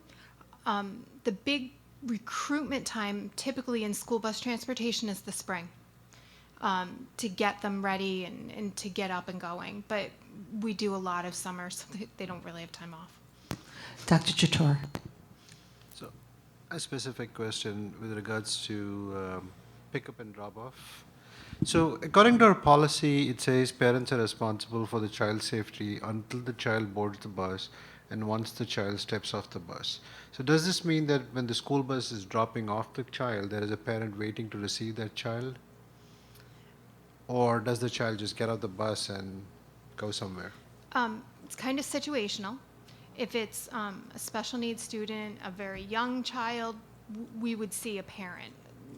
There are a lot of instances where from first grade on up, and quite possibly some kindergarten students who they said they can get off with this person, they can get off with that person, that we don't always see a parent. But if it's a special needs student, if it's a kindergarten student, we always do our best to make sure that there is someone there receiving a student. The reason why I ask is because last week, right out here, there was a first student bus that dropped off, probably, I'm guessing this is either first or second grade child, right at 2nd Avenue and this junction, Mhm. and the kid just ran off on the sidewalk. There was no adult anywhere to be seen. And I was just wondering how do we make sure that our kids are safe? So the drivers have route sheets that have the students' grades on them. Okay. So if it's anything above first grade and above, they don't have to see a person. Okay. Typically, if they pull up and there's nobody there, they're going to say, if there's usually somebody that, oh, hang on, mom's not here, and you loop back around, and if there's still no one there, we make phone calls. If there's still no one there, we bring them to Giffen. Okay, thank you. Yes. Just a little support, because I looked at that issue within the last few months for a different client. It's pretty well established education law and commissioner decisions, exactly what you articulated, that essentially you're responsible while they're on the bus, but until they step on, and then once they step off, you're not legally responsible. So I want you to it's not that you're being unique in this regard. That's pretty much everybody. It's also pretty common that they might certainly have an exception for special ed students and kindergarten students. It's also very common, but common pickup points will have first graders, second graders that may have to walk a few blocks in almost any school district. Ms. Lang. When a bus is late, either to school or from school, what are the guidelines for the bus telling the school or the school letting parents know that the bus is running behind for after pickup, for example? Is there some kind of guidelines for that notification or letting parents know? There's nothing set in stone. Usually if we find out a bus is more than 15 minutes late or so, we will try to send out an SNN. A lot of times the schools will send them out on their own, not always from us. But there's no hard and fast. If it's 11 minutes, we notify people. And then in the morning, I know that buses are late, especially on that second tiered school system. Have you noticed, how those numbers are going? I know that there was just recently a bus that was late at one of the schools that I was volunteering in, and I didn't know if that was getting better or if how that's being tracked too, because they were getting there 30 minutes and then they had to eat breakfast, so they were really missing, 40 minutes of instruction time. In the beginning of the school year, that was a definite struggle. They're few and far between now, and that's with us getting more staff, and that's with drivers becoming more familiar, and now we're getting into like a regular routine. Ms. Roach. Thanks for your presentation. I just wanted to kind of continue some of the comments that Ms. Wilson had made about recruiting drivers. I think we discussed at some point, I can't remember where this had come up, but some districts that hire drivers as employees had mentioned that they try to combine these types of part-time morning and afternoon jobs with part-time jobs in the district, like cafeteria aides or lunch monitors, that kind of thing. Is there any way that we can try to synergize, even though these employees would be for student employees, try to coordinate with our current part-time district employees and see if we can kind of fit together hours, find some viable candidates among our own part-time employees, whether they're custodians or lunch aides or something of that nature? For my part, whenever I see the emails come through, job openings, I scan through them. If it's something like a lunch aid or something, I always send it down to First Student, tell them, opportunity for the drivers to get extra employment. Thank you. And that was Ms. Savage who had discussed it at length. Ms. Smith. Thank you also for your presentation. Just a quick question. Where you have the Edmund O'Neill school, these are, is that Tripper buses? Mm-hmm. Okay. You have 2 schools listed as tentative. Mm-hmm. Does that mean you're still working out, or it's started in your testing runs, or just want to know what that meant? We have current proposals that we're reviewing to implement Tripper buses at Albany International and here at O'Neill. Okay. Sorry. Ms. Savage. Is the Tracker app part of the contractual requirement for First Student to provide services to us? Is it in our contract? Okay. So we're now in December. We're promised a principal's portal by January. When I approved that contract, I thought that the app would be running on September 1st. I understand what you are saying to me, but that is not the understanding that I had when we approved this contract. So I am asking that we press First Student on this and that we talk to them and talk with our legal counsel about what we do when a contractor does not provide the service that they have promised in a contract that we have signed. And that is where I am on this Bus Tracker app. Parents need to know where their children are. We had that with Durham. We promised parents when we switched to First Students that things would get better. They have gotten demonstrably worse for parents when a child is an hour late, which does happen, and the parent cannot know where that child is. That is unacceptable when it was promised in the contract that we are paying for. So I sound like my voice is cracking. I think it's a weird temperature in here getting hotter and colder all the time. But in any case, it could be me being emotional. I don't have a kid who rides the bus, but I hear daily from parents who are very upset when they don't know where a first grader is for an hour. It's not okay. And we paid for it. We agreed to it in a contract. And I don't see how it's okay that a service provider is not delivering the service that they provided. So that's not really a question, it's more of a comment, and I do have more, but I'll let it go and come back to me next time. No, you can keep going. I keep going? Okay. Do you want to respond to that, or should I just let that sit there? No, I'll speak with council and we can propose some type of penalty to them. I'd rather have the Tracker app than a penalty, but I'll take a penalty rather than letting them provide less service than than we're paying for. My second question is, this feels to me like a very data-heavy kind of school system. We should know, or could know, or potentially could know, exactly how long the routes are, what the average route length is for each individual child. We should or could know how late of our buses are every day, every week, every month.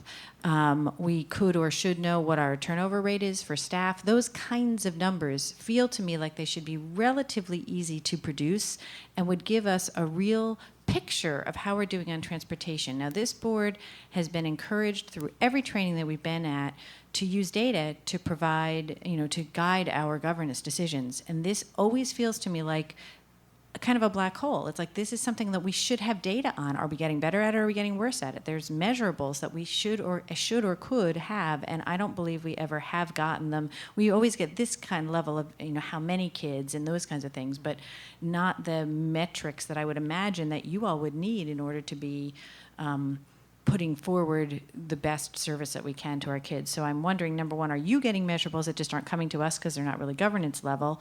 And number two, if those measurables do exist, is there a way that we could get them into some kind of a format where they would be useful in terms of evaluating the services we're providing for children? Yeah, I think we can put something together. As we all know, the first 3 months of this, where what we've experienced is the reason why school districts don't switch bus vendors maybe once every couple of decades, because implementation is just horrendous. And we've went through that, but clearly that has been our focus. So we still have situations where we'd like to add a couple buses, but the market is so tight, we don't have anyone to drive those couple of buses. So we have looked at ride times, and we're looking at these tripper buses now to alleviate a couple issues as well. But ideally, and of course then it's going to roll back to budget, we add more buses, we have to add more money. But that's kind of been the holdup. I think we're stable now. We're tweaking CDTA right now. And First Student, I think we want to do some more things, but they've got to catch up on their recruitment. They have full-time recruiting efforts. And we've been monitoring them. They've tried several avenues as well as job fairs. It's a big priority for them as well, because for those out-of-town drivers you saw, they're putting them in hotels and feeding them every single day. So there's an enormous financial incentive for them to hire up locally. Now, with our Durham contract, there was a contractual give back when buses were late beyond a certain amount. I can't remember how that worked. Right. I can't remember if that's structured into the First Student contract. It is, and actually I did put them on notice. I think it was, time flies here. I think it was November 1st or in November. I did give them a formal email putting them on notice that we were enforcing the late fees. Dr. Chator? Yeah. So I want to echo on what Anne just said and what Jen said, because parents need to know where kids are. And we used to have this ability before, and we signed a contract that said this would happen. I don't care if they had the app for 2 years. Okay, that is not an excuse that I'm willing to accept. Because if I can track an Uber driver who's driving, if I can track somebody who's just coming to pick me up, and I can have a free app on my phone, I'm sure it's a little bit more complicated because now I've got student data, but they should be able to do it. I don't care who they hire, but they need to be able to do it. The reason why this is important is because 2 days ago, there was an SNN that went out at 4:30 in the evening that buses are late. School presumably ended at 3:20. So why did it take more than an hour for an SNN to go out? If the bus hasn't left the depot, we need to know. If the bus is supposed, if it's a 3:20 pickup, well, I'm sure 2:45 the buses are leaving the depot. 3 o'clock the buses haven't left. We already know the buses are going to be late. That SNN should have gone out. Parents should need to know. For the older kids, not so much. But for the first graders, second graders, third graders, I mean, these are young kids, and parents are understandably angry. So to pile it on, I agree. I'm sorry, did you have something else you wanted to say? I actually did, and in addition to obviously agreeing with everyone else is saying about the importance of being able to keep track of where the kids are, I had another question I had forgotten to ask about the training, which was that you'd mentioned that a lot of people were no longer interested in the job when they learned that it required that they were interested in a job now, not a job in 3 or 4 months. And I was curious, the training's not paid training then? Is it that there's unpaid training but you don't get paid until you've passed your CDL? So typically, no, it's not generally paid training. And the training is done by people who drive bus in the morning and in the afternoon. So your training time is really only maybe 2 or 3 hours in the afternoon. It's minimum of 53 hours, a combination of classroom and behind the wheel. And then at that point, you can go down to DMV and you pay for your road test, and your road test might be 2 months down the road. And so they're having to, so someone who wants to be a part-time school bus driver has to invest at least 53 hours of unpaid time in training and then invest however much it costs to get that CDL. Yes. Is there some way we can subsidize this type of training or road test to get better people? So what First Student does is once you've gotten through their background piece, they'll take you on as a substitute bus aide usually. So you're getting Okay. paid at least a little bit of income while you're waiting to take your road test and while you're waiting to pass and all that. So right now we're trying to hire those people at least as substitute bus aides so that they're not completely without work. But right now it seems like maybe there's something we can do on that end to make it more desirable or get better people. But that would be a first student, yeah. We being the contractor. But from my own experience, and being on the other side of it, being the person that hires the drivers and interviewing, and I say, okay, Ellen, I can pay you as a substitute bus aide at $10 an hour, and for the next 3 months they're going to say, but I came here for a $20 an hour job. Yeah. They don't. Not everybody. People aren't always interested. Thank you very, very much. Appreciate it. So we are on to our last item, which by no means suggests its importance. This is actually, as you all know, purely a discussion for grade configuration. It's our first discussion, and there is no presentation because the presentation has occurred before, and we have it now up. Thank you, Ms. Tibbetts, in our library, and thank you, Ms. Savage, for that idea.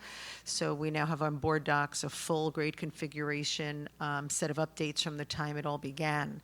I'm going to do something revolutionary. Instead of going around, it will just, as long as everybody's not talking over each other.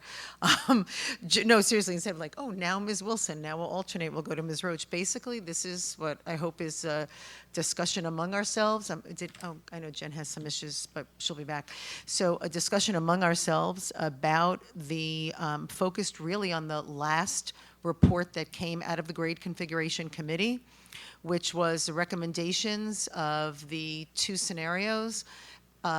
We are not, obviously, we're the board, we're not bound by scenarios, but obviously then that's a whole different exercise if for some reason we need to go back to the drawing board, but that is certainly an option if people are not satisfied. But we did get two recommendations from the grade configuration committee. One was at 76%, the other at approximately 66% as to the configurations, both of which were based on a model of a 4 middle school district. And I think that pretty much highlights where we're at in terms of the bare bones of the recommendations. I know you've probably read them. I'm familiar with it. And so I'm going to open it up for whomever wants to discuss it.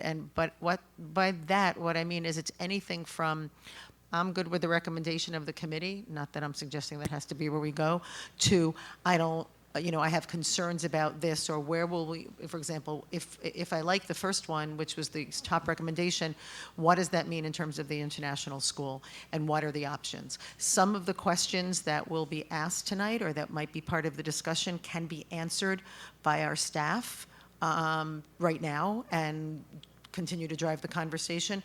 Some of them will be answered by them taking notes, getting back to us before the next board meeting, and then are having another robust discussion in January.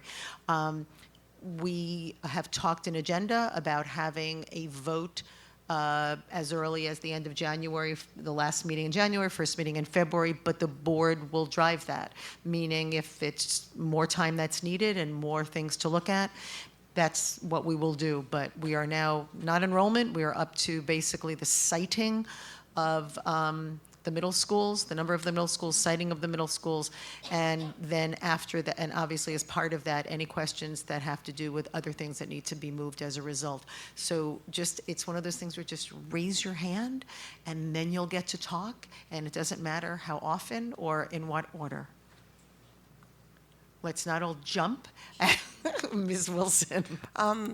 it's definitely going to require a lot more mulling over, of course, but just the thing that immediately comes to mind is even though we have, in the interest of time, 3 to 4 years in both proposals to sort of get accustomed to whatever decision that's made, and I realized there were committees that were assembled to, I'm just wondering about the broader implications in the community, like soliciting their more input from the community in terms of vision and logistics of moving children to different schools. So that's the only thing I want to like. So the grade configuration committee is something that can be spoken to by our staff who attended the meetings if you want to get a sense of how broad-based it was and how large the committee was, and it was large. And it was all of the, it is my understanding, but certainly, I mean, conceivably, yes, the board could, given the board's authority, say, we want to do it again, or we want to have more community input. But the premise and the actual functioning of the grade configuration committee, and this was stage 2, we already had a first stage, in terms of adopting the middle school, officially adopting a K-5, 6, 8 high school model, which, you know, people might have thought existed in the district, but in a sense it did not because of the North Albany model. So after many, many years and 3 committees, finally, a few years ago, this board adopted formally that, you know, that configuration. So that was stage 1. Stage 2 is what you see that we're discussing now, and that actually had an even, at some points, larger committee group that was actually working on it, and tremendous effort was made to fill in gaps where we had representation from from the schools on the committee. And I don't know, Mrs. Adams, whether any of staff wants to in any way, supplement anything that I said in terms of, that poll is very off-putting. But I know you guys are there, but if anybody wants to speak to the representation in the community-wide committee. No, Mr. Hogan, I thought somebody was grabbing a mic over there. No? Oh, we're good. No? Okay. If They anyone moved the wants microphone. it, they No, can take it. Only Ms. McKenna moved the microphone, so I thought that meant someone was speaking, but Mr. Hogan, be my guest. Yeah, actually, phase 2 actually started in June of 2016 of the study.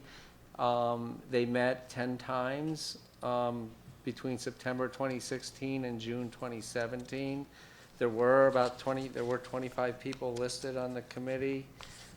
They were comprised of parents, community members, and staff. So there has been a lot of deliberation, and I know this isn't going to happen, but even if the board made a decision tonight of how to proceed, you're looking at 2.5 to 3 years for completion. By the time you pass a resolution, we need a public vote, design, SED approval, bidding, and then you can start building something. So the kids are coming. They're already here, actually. So just keep that in mind. So can I modify or amend it with just another point then? In a family, being that this is a 3 to 4 year project, in a family there could be siblings that are at one point in the same school, but because of the nature of the project, they could suddenly be split and then so that's more so what I was alluding to, but I appreciate what you stated, of course, and thank you so much. Hands, anybody? Ms. Savage? I have one minor factual question, which I think I know the answer to. In the limited financial presentation that you gave of the scenarios, it was clear that that did not include state aid, that those were top level figures. And so my question is there any reason to think that the percentage of state aid would vary between the projects? You know, if they're all 65% aidable, then they're all costing taxpayers, local taxpayers the same. But if there's some reason to think that the fundability would be different for the different projects that could affect our local share. Yeah, I think we could assume it because there's going to be different buildings involved, at least 2. I think it would be safe to assume about 65, 66% overall general aid on the project. So there's no reason to think combined. that, for example, scenario 3 would be fundable at 75% and scenario 4 would be fundable at 55%. Right. There's The no- way SED is going to look at it is you have to demonstrate the need through program and growing enrollment. You have to demonstrate the need to build, whether you do it on site A or site B, and then it gets into the type of configurations, building an auditorium versus a classroom, That's what I was really cetera. asking, because I think some of the scenarios involved building a pool, a gym, an auditorium, and some of them did not.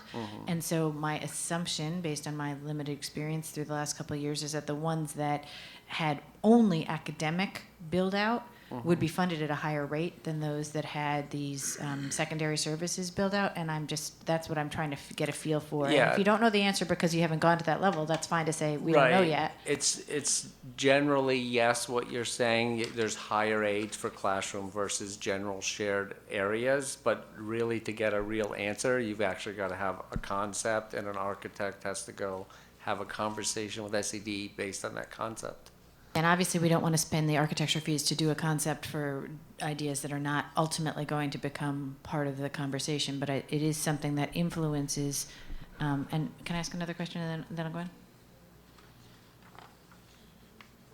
Well, I think I just did ask him. Sue's whispering me, could I ask, is there an appreciable difference? And I think that's what I was trying to ask you, and your answer was not that you're aware of. Exactly. But you can't get to the next level of detail. But the reason I'm asking specifically, and maybe I'll ask, this is a bigger picture question. Scenario 2, I think I've got my numbers right. The scenario numbers changed in between one presentation and another, but there was the scenario that was the preferred scenario was Arbor Hill Elementary as the 4th middle school, leave the other 3 as they are, add Arbor Hill as a middle school. That's number 1 in the final presentation, but it was number 3 in the preceding presentation. But there was another scenario which was similar, except for that North Albany became the middle school instead of Arbor Hill. And I was trying to get a sense, and I couldn't from the minutes, about why it seemed so lopsided that people preferred the Arbor Hill scenario to the North Albany scenario. And I was wondering if somebody who'd been in the meetings could give me a sense of why that preference for Arbor Hill seemed so strong. And and the reason the money comes in is that one scenario was much more expensive, but that's why I come to the state aid question. So I know that was fairly complicated. Bill, do you want me to speak? Ms. Bechtel, did you? Yeah. Everyone chime in. So, sitting on the grade configuration committee, I believe that Arbor Hill was chosen as the first choice because it's much larger. It's got the square footage. It could hold more students. Whereas if we went to North Albany, it would really require some type of an addition that would be pretty monstrous. That school actually doesn't, I forget how many kids exactly it holds. 400 is what Cecily is whispering in my ear. Whereas Arbor Hill, if we took the unused space, and plus we have a lot of green space there's just more room to expand and have it be a full-fledged middle school setting.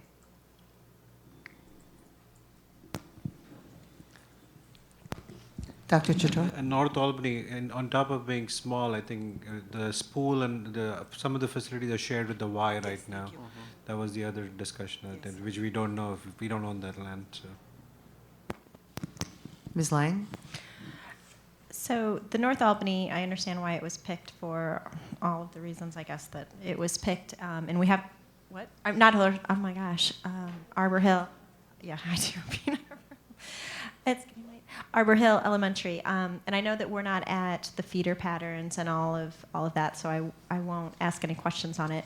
But I do have grave concerns. And I have looked at the number. Arbor Hill is relatively small. It seems like it's too deep in most of the classes, except I think pre-K was 4. No, it's 3 deep. At least that's what I looked at the enrollment. Two classes deep. So it's not as big, I guess, as I had originally thought of the kids that, 4 deep classrooms. But I am really concerned about the next steps of, if that is the way the board goes, where those children go, and how that's going to be communicated with. So I have a question, because I know that you have that concern, and I wondered if you could, and I understand that because Ms. Gaines-Sorrell has done some great work there, and now with Janet, the team has really moved, and they've gone to a lot of data, and they're really, again, a tight community. But if they were moved wholesale into North Albany, into that building, together, Janet, Roz, the kids, the question is, would they fit? And if they would fit, would that go any distance to allaying your concerns about the Arbor Hill community? So I think that's actually a staff question that somebody Oh, there no, might no, be I able know, to but answer already. I'm just saying, so, I think it was an almost fit, as they were talking about Arbor Hill kids being sent to North Albany. But I think that it was an almost fit. It wasn't going to be perfect, but it was going to, for the most part, be able to consolidate them. However, it would also mean that we would have to move the international which I center know, out but of the that's a building. separate, I mean, I know there's lots of dominoes, but I wanted to get to, because I know that, some board members, and I certainly know that Ms. Lang is troubled and understandably about the community, does that do anything to allay your concerns if Arbor Hill as a school can be physically housed in the North Albany school? Does that at all allay your concerns? I'm trying to figure out where what the issues are. Well, for me, like I said, the facility of Arbor Hill seems like a perfect choice. So I don't want to dwell on that. I'm just really concerned about the Arbor Hill community. And when I think about 1.5 miles where those kids are walking from their home, I mean, that's a very industrial place to walk. It really takes them out of this community that's wrapped around their community pretty tightly to a almost annexed type of location. And to me, that doesn't build community. And so we've got a community that is Arbor Hill, but those Arbor Hill children are no longer in Arbor Hill. And they're going to be asked to walk over, in my opinion, 1.49 miles to a school that has to pass through an industrial type of space. So thank you very much. I mean, that's what I had hoped this discussion would elicit, so we'd understand what people's thinking were. Thank you. I really appreciate you articulating that. Yeah, that's a good point. And Ms. Bechtel said that's a good point, so thank you. It just proved the point of the conversation. Next, Ms. Roach.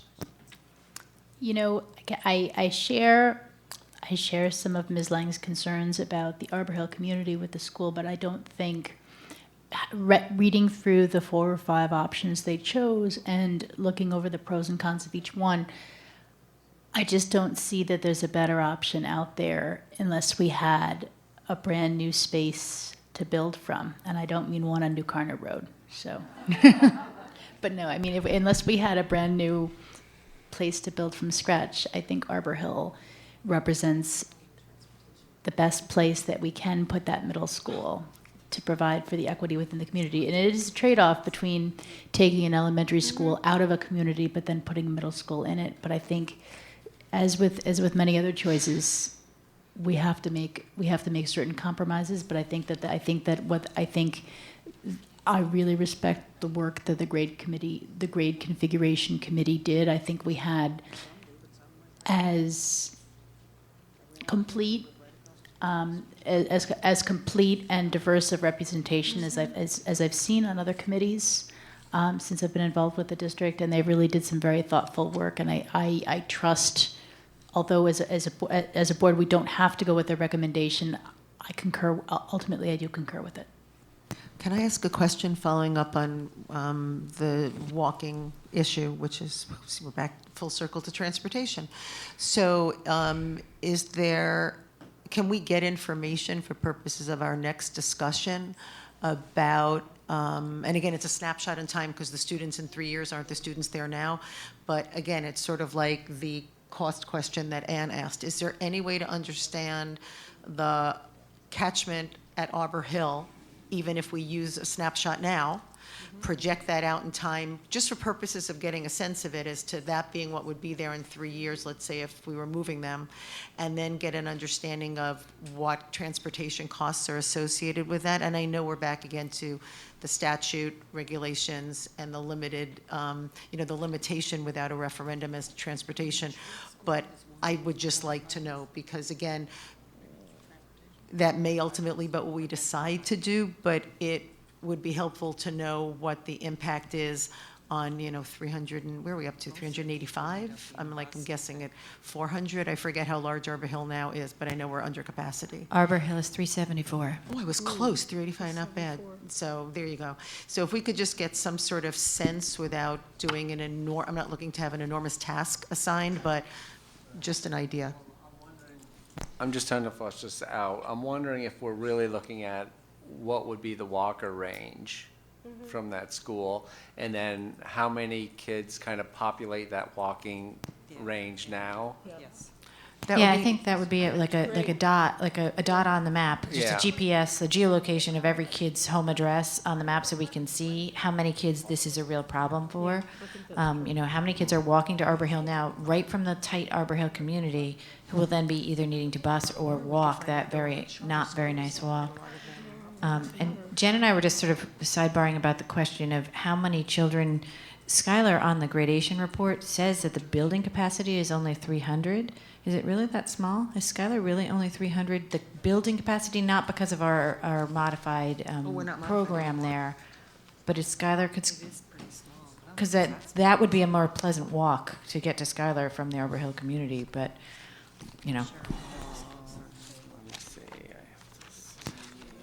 Sheridan Prep is actually closer than Schuyler. So the walking distance might be appropriate to Sheridan Prep, although Sheridan Prep is pretty packed right now. I also just sort of did a Google. It is 1.4 miles school to school, Arbor Hill to North Albany. But Cecily and I are looking at it, and there are, in that catchment zone it's a lot of housing, and we'll need to look and see the impact on those students that would have to walk. And it would, like I said, regardless of decision, it's just the more information we have for purposes of our discussion, the better it is in terms of ultimately what we decide.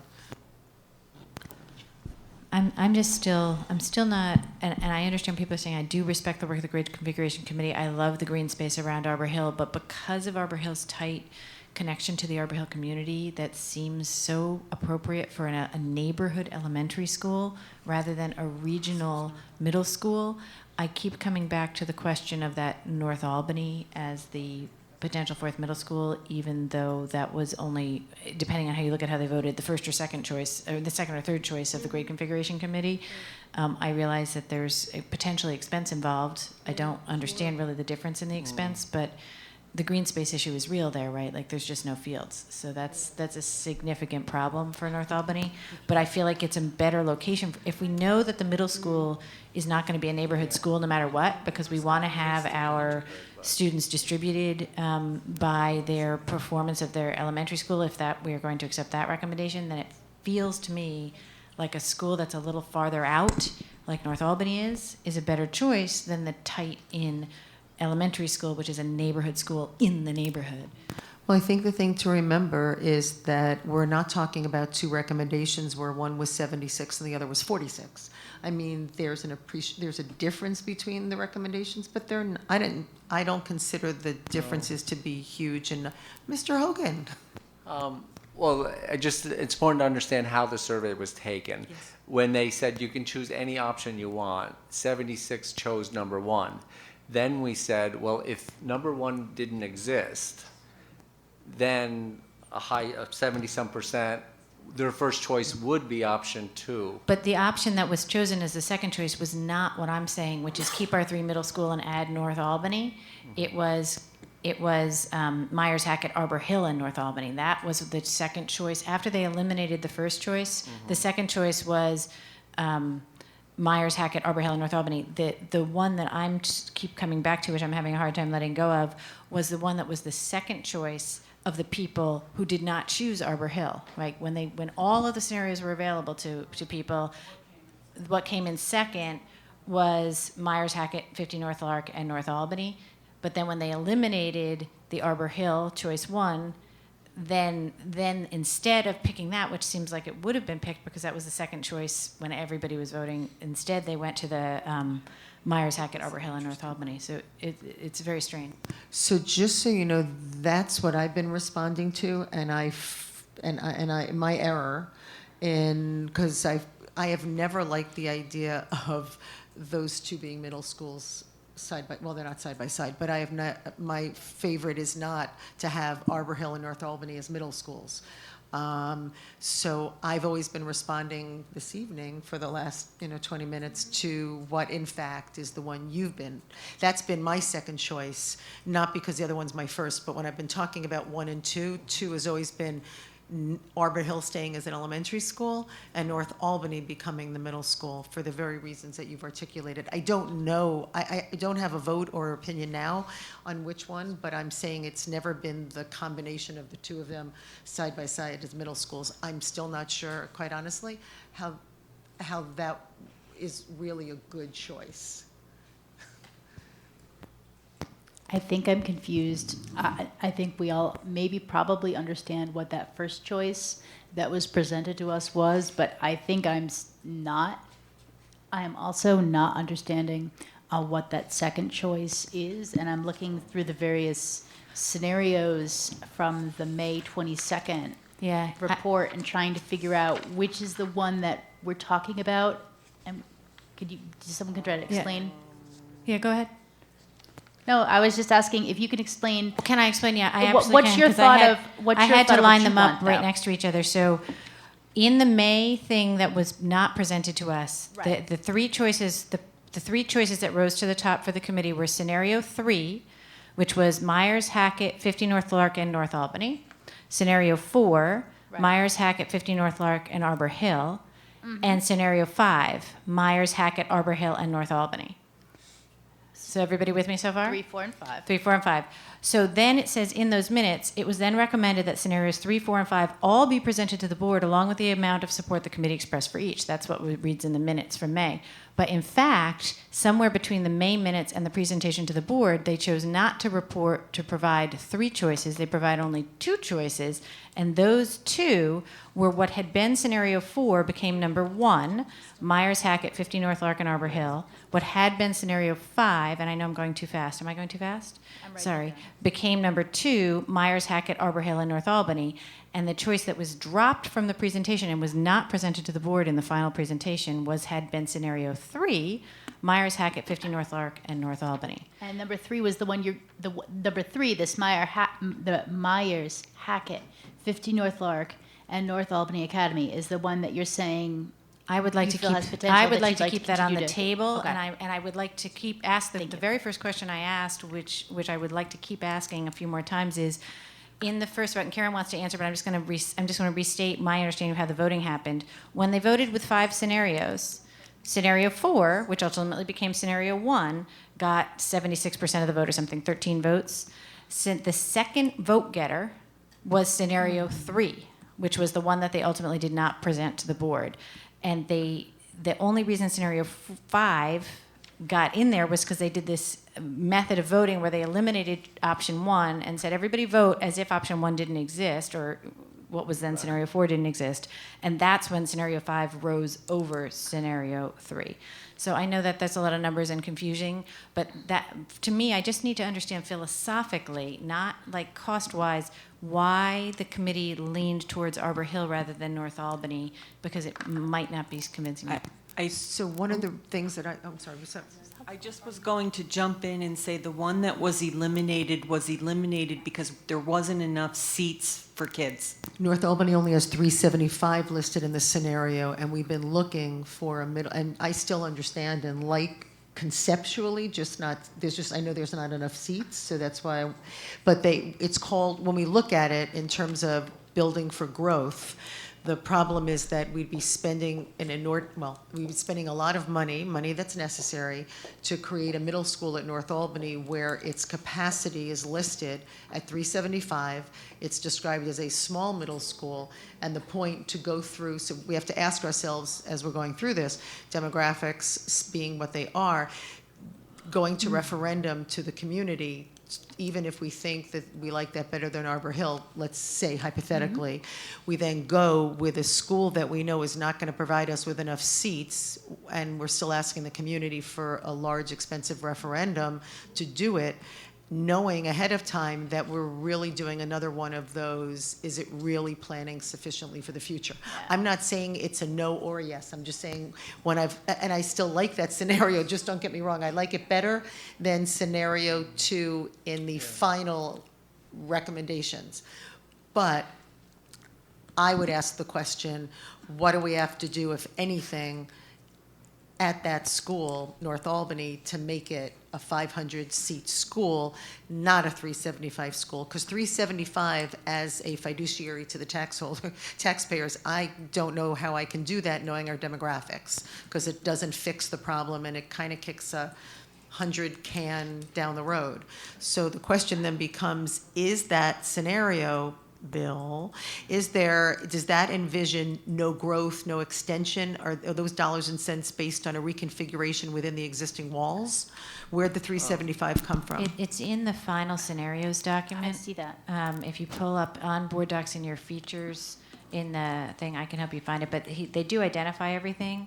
But I still think it's a legitimate and good question, Sue, which is, and I think that's really the right question, is like if we took North Albany and instead of projecting whatever was projected here, designed a slightly different renovation that would make it bigger, is that possible? And would that change people's perspective? And the cost on the one that was not presented to the board was $20 million. That was the number that Bill had thrown at it back in May. So it was actually fairly inexpensive compared to some of the others. Well, this is. I was going to say something. I was going to say something. No, I haven't. I'm just going to say, I'm going to end this now, and then it's all yours, Ellen. Could you, for the next time, because I don't think it's there, this is 375. Again, I know it's weeks away, but in January, for me, what I'd like to see, and probably Anne, what would the cost be of North Albany as a middle school for 500 seats? Again, within range. Thanks. Sorry, Ellen. 500 seats. What's interesting, because I'm looking at this document from May, which says that this under the situation as it existed in May, this scenario with North Albany would have 75 fewer seats than the other two options. But of course, North Albany, is co-located with the library and the Y, and depending on what the library and the Y choose to do with that space, maybe there's going to be a possibility to buy back that space or rent that space or turn that space into classrooms. So if that's a possibility that didn't exist back in May, maybe that makes this feasible. And I think that's a really good discussion that we had here to even start thinking about it, that maybe back in May this wouldn't have worked, but maybe things have changed such that it could. The library is a good idea. The one thing we don't want to probably do is take over the pool, because then we'd have to build a pool. But that's always something that's been discussed about North Albany. It's got the pool, if you consider the Y has it. And we always know the Y's looking to sell or give it to us. So, but at least if we can find out the numbers, we know whether the thing is viable. They also don't have an auditorium. They use the gym as the auditorium in North Albany. That is correct. And then the question. This gives the price of the auditorium, though, and even with the price of the auditorium, it's still cheaper than the other options 4 and 5.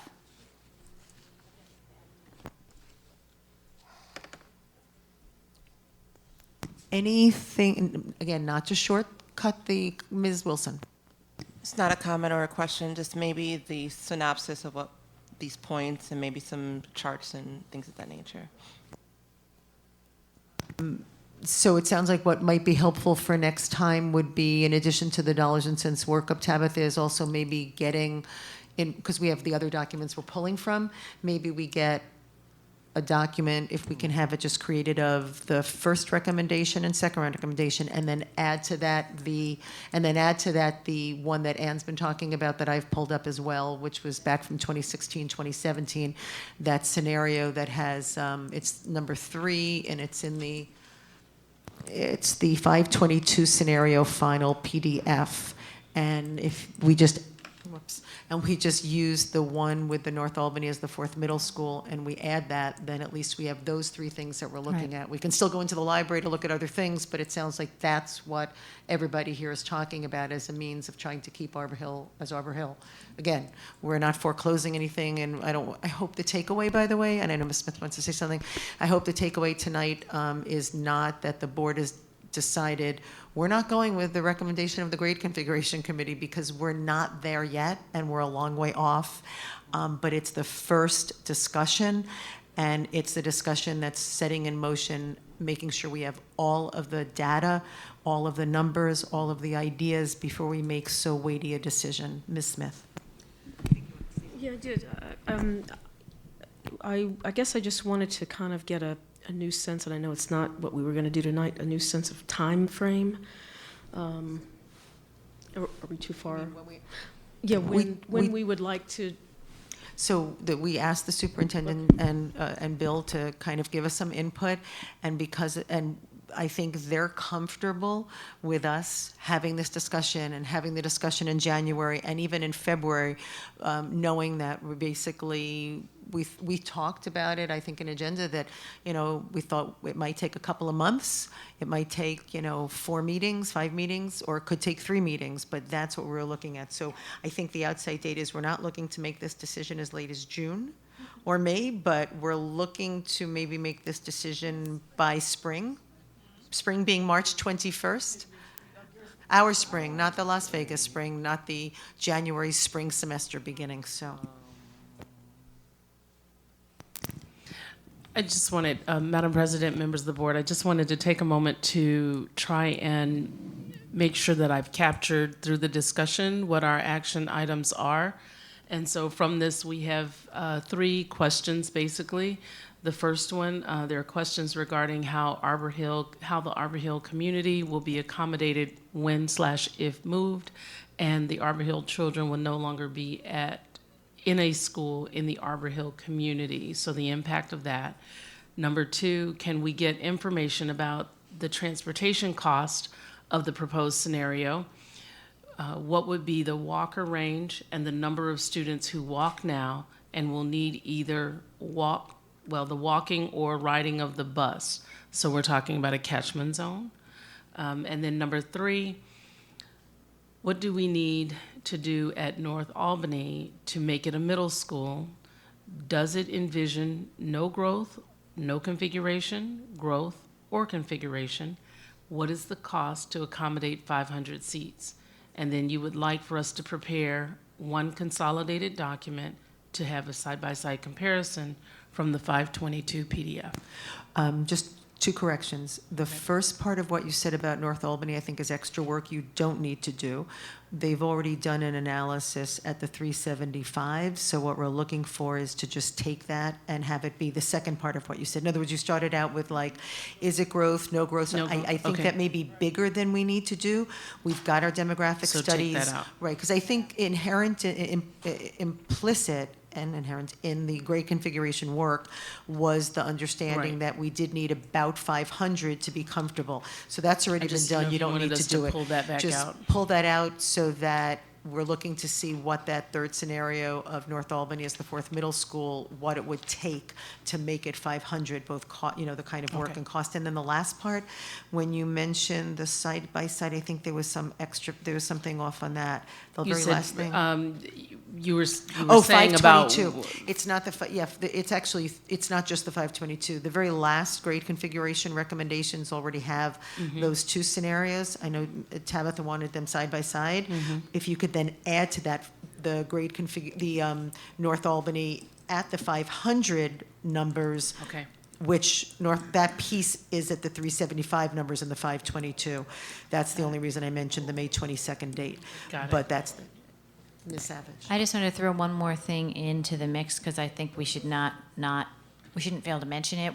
We talked a little bit about the fact that the International Center would need to be relocated as part of this, and one of the things I love about our current situation is the fact that the International Center is co-located with an elementary school and the ability for a single family to have kids on both sides of that, full immersion kids in the regular elementary and the older kids in the sheltered program.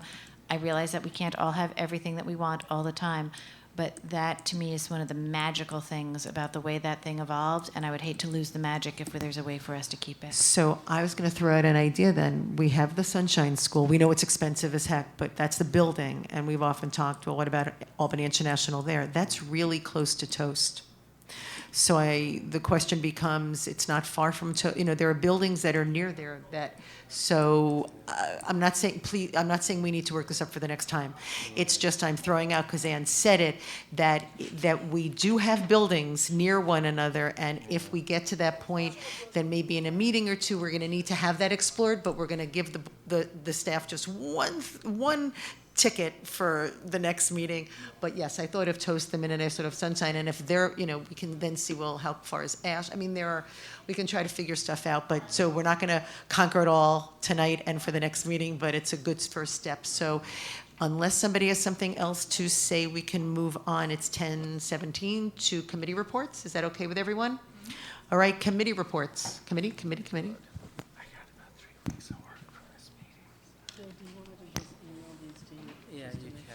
Policy committee met. We did a lot of stuff. You guys adopted some of it. You're going to discuss some of it. We also have an agenda for January. We're going to be talking about attendance, home instruction, and maybe even school district volunteers, which is our oldest policy. And so we are chugging right along still on policy committee. Facilities. Mr. Hogan, I can say a few words, but did you have something you wanted to add? Well, you want to see what? Okay, I'm sorry. Well, first pardon me. So, board, you did have a report in the board docs from Mr. Hogan. We have, again, you already know about the forums, and I hope that each one of you will take a packet tonight, because I think we've done a very good job on the laying out the forums, the Q&A, and all of those things. So I hope that all of you have it. I think that Ms. Tibbetts is going to attempt to have a separate section added within board docs that's specific to this workforce development piece. So the first forum has already been spoken about, but it was, I think, very well done. The next one is on the 20th. We also received 3 responses to the community advocate manager RFP that was out. Oh, excuse me, 4. Right. The committee, the facilities committee, will have a meeting on the 18th, next Monday, at 5:30. 5. I knew I was going to get that wrong. Thank you, Bill. This is why I should, yeah, right, at 5. And we will begin to, have our interviews, actually, right, Bill, of those candidates, those teams. So we're hoping then to have that in place when, Mr. Hogan, the decision or recommendation? Yeah, we should actually be able to have something ready for the January 4th meeting in terms of a recommendation and board approval. So that's great. And we're very much looking forward to this person coming on, because there's a lot of work to be done. I know, right? But I just also wanted to add that in addition to the forum, I think several of us have had conversations with various folks out there in the community. I think there's a great deal of excitement about it. I think Ms. Wilson has spoken to a few people. I know Ms. Lang has, and probably others. And so there's some high expectations. I mean, we have them of ourselves, but I think the community has fairly high expectations of, what will happen as well.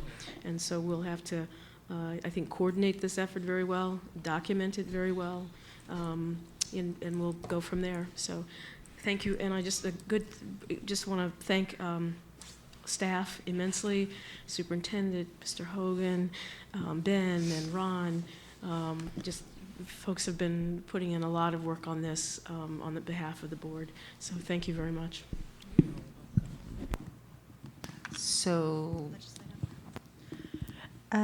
Legislative Government Relations Committee met, I think, last week, and we have meetings set up with Assemblymember Fahey, Senator Breslin, and Assemblymember McDonald on the 21st at, I believe, 3 o'clock.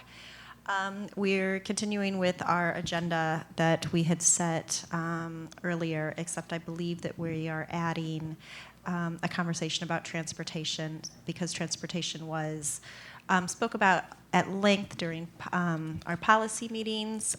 We really kind of want to see, do we as a district want to do some legislation to move that 1.5 mile closer, pre-K transportation, referendum, how much it costs. So we do want to have at least a conversation about transportation.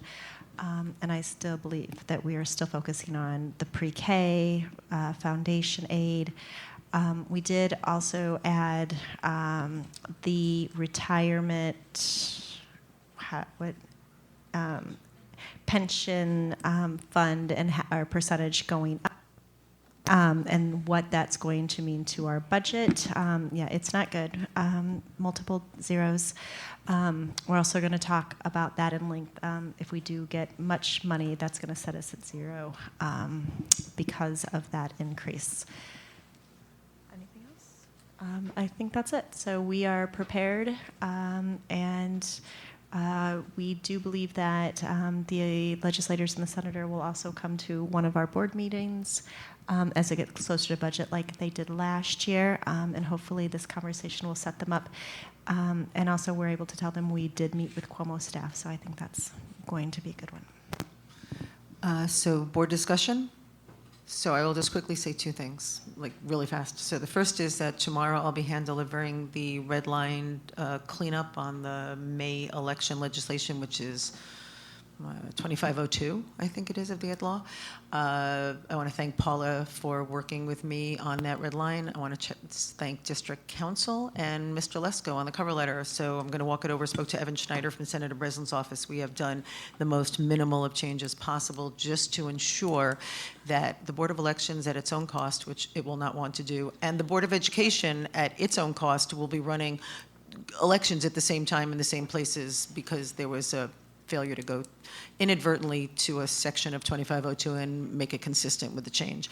And then the other thing is just to mention in terms of workforce, and I should have, that having been at a Brooklyn today for the Business Alliance meeting, which is something that Andrea Marquez does periodically in a regular basis, the trades were there.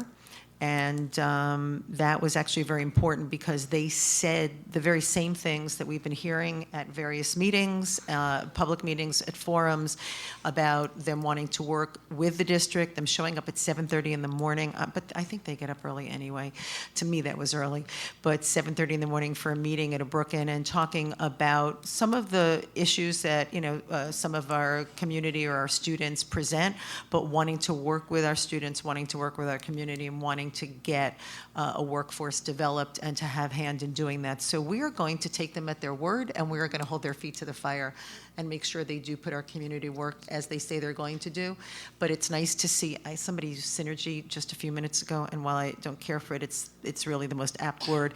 It seems like there is a coming together, I might be too optimistic, but a synergy around various things being said by various players in this community in a way that we haven't always heard, and so we'll continue to be hopeful that it will pan out. So thank you. May I get a motion to adjourn? Oh, but one last thing. I know no one else is here but us.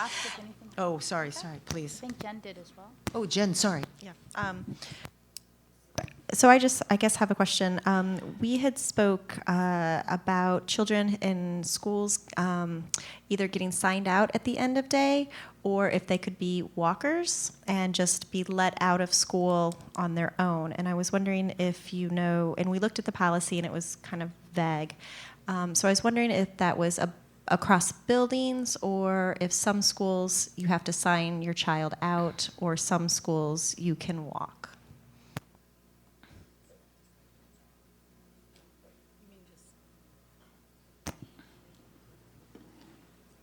I'm not going to speak inaccurately, so I can't give you, I'm just going based on recollection. Traditionally, pre-KK and first grade are signed out.